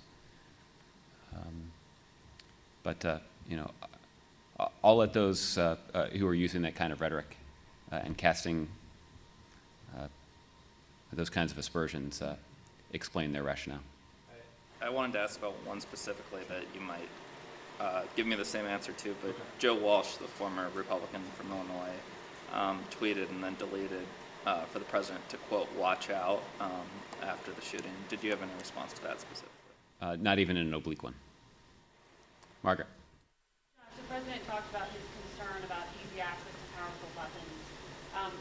Can you say, did he mean to, or was he saying semi-automatic weapons shouldn't be on the market, period? Or was he meaning to suggest that this shooter, an Army vet with, it doesn't appear, a criminal record, legally should not have been able to purchase the weapon that he used? Well, the president was not able to speak in a lot of detail because obviously there's an ongoing investigation, and I think there's still more that we need to learn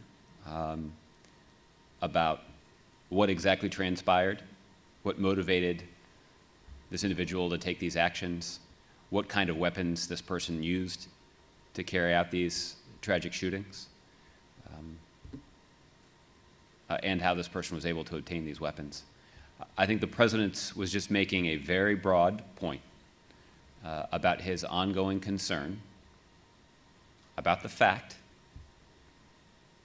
that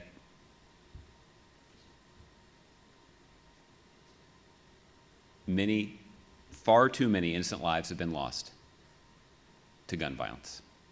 And the president's profoundly concerned about that because the president believes that there are at least some common sense steps that could be taken to prevent at least some of those deaths. And the president has described the inability of Congress to make progress on those common sense measures as the most frustrating thing that he has encountered as President of the United States. There are many frustrating things that any president confronts, but the president has found this issue to be the most frustrating. That's what the president was alluding to. But as the president mentioned in his remarks, and as I've gone to great lengths to try to echo, our top priority right now and the focus of our attention right now should be on the families who are grieving tonight.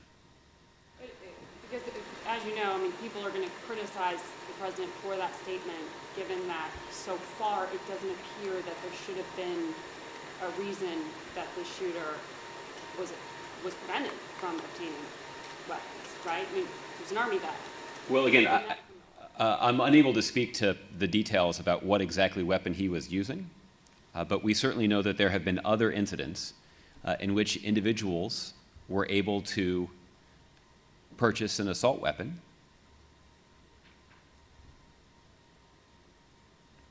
and multiply the impact of the violence as a result.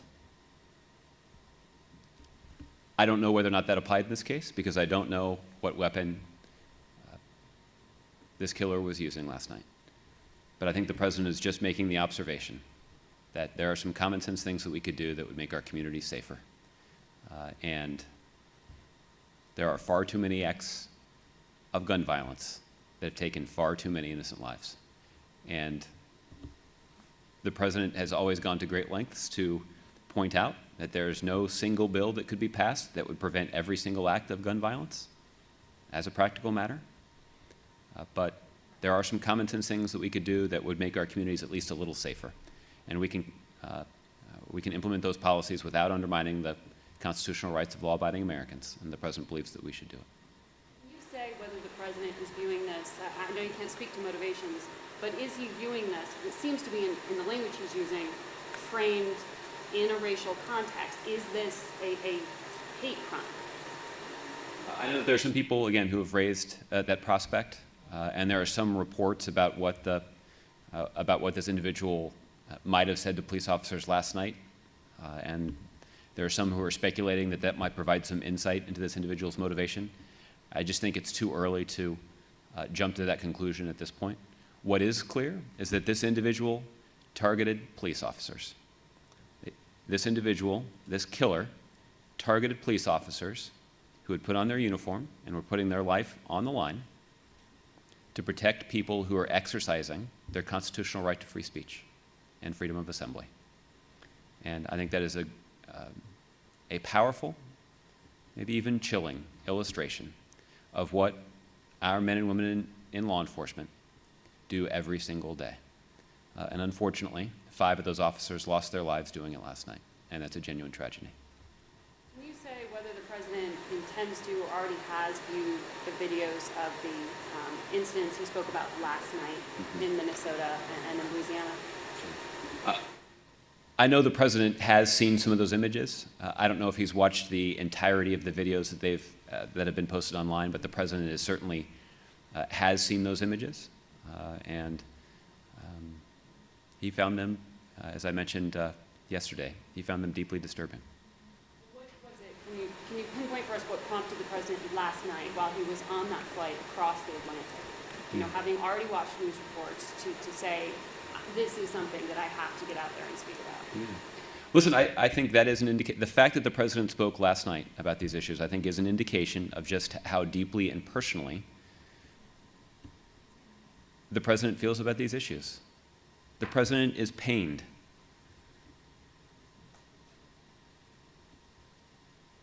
that our country's divisions have prevented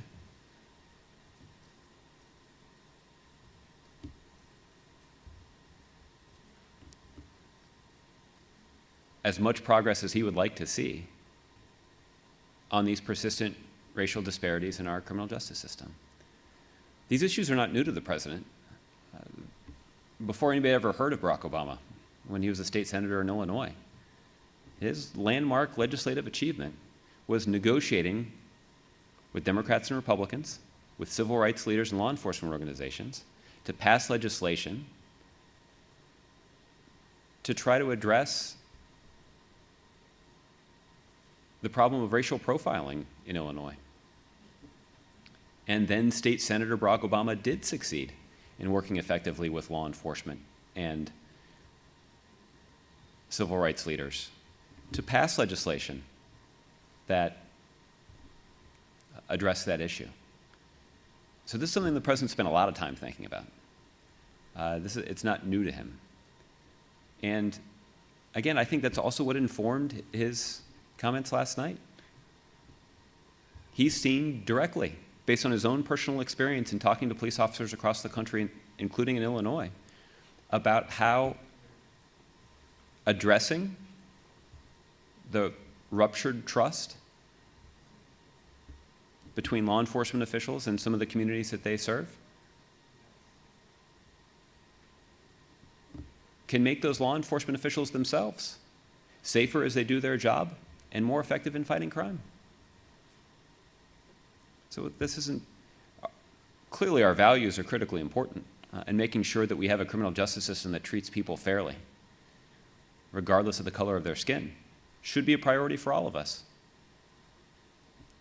But those who are unmoved by that values argument should be able to accept the reality of the very practical argument about how building some bridges makes the ability of police officers to do their job more safe and more effective. Okay. Any other questions? Okay. All right, Michelle, I'll give you the last one. Just a quick one. We're just wondering what President Obama said to President Duda about the constitutional issues going on. I mean, you know, the Polish government seems to have its stance on that, and the U.S. is facing its own issue with the Supreme Court. So I'm curious about that conversation. They did have an opportunity to talk about it today, but yeah, no, they were able to discuss that issue. I think the president just underscored, you know, Poland has set an important democratic example for many other countries through the transition that it undertook to a democratic system. And I think the president simply encouraged President Duda to address these issues in a manner that fully preserves all of the democratic gains that have been made here in Poland and protects the rights that so many Poles have struggled for over the years. So again, I think we know there's an ongoing process here inside of Poland that's for the Polish people to undertake. You know, our belief and our commitment is that they continue to act in a way, and they choose to act in a way that upholds the democracy that has been built over the last 2 decades. Thanks, everybody. You'll have an opportunity to hear from the president tomorrow evening at his news conference at the end of the NATO Summit. Have a good evening.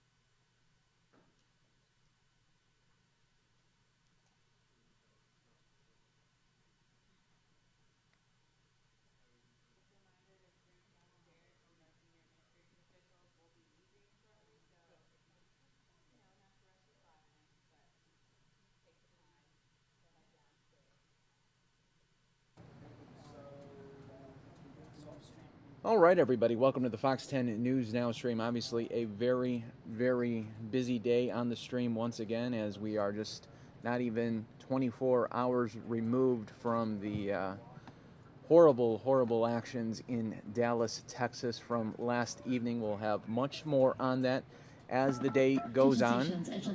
Hold on. Now to Orlando, Florida, where the DNC committee platform meeting is meeting.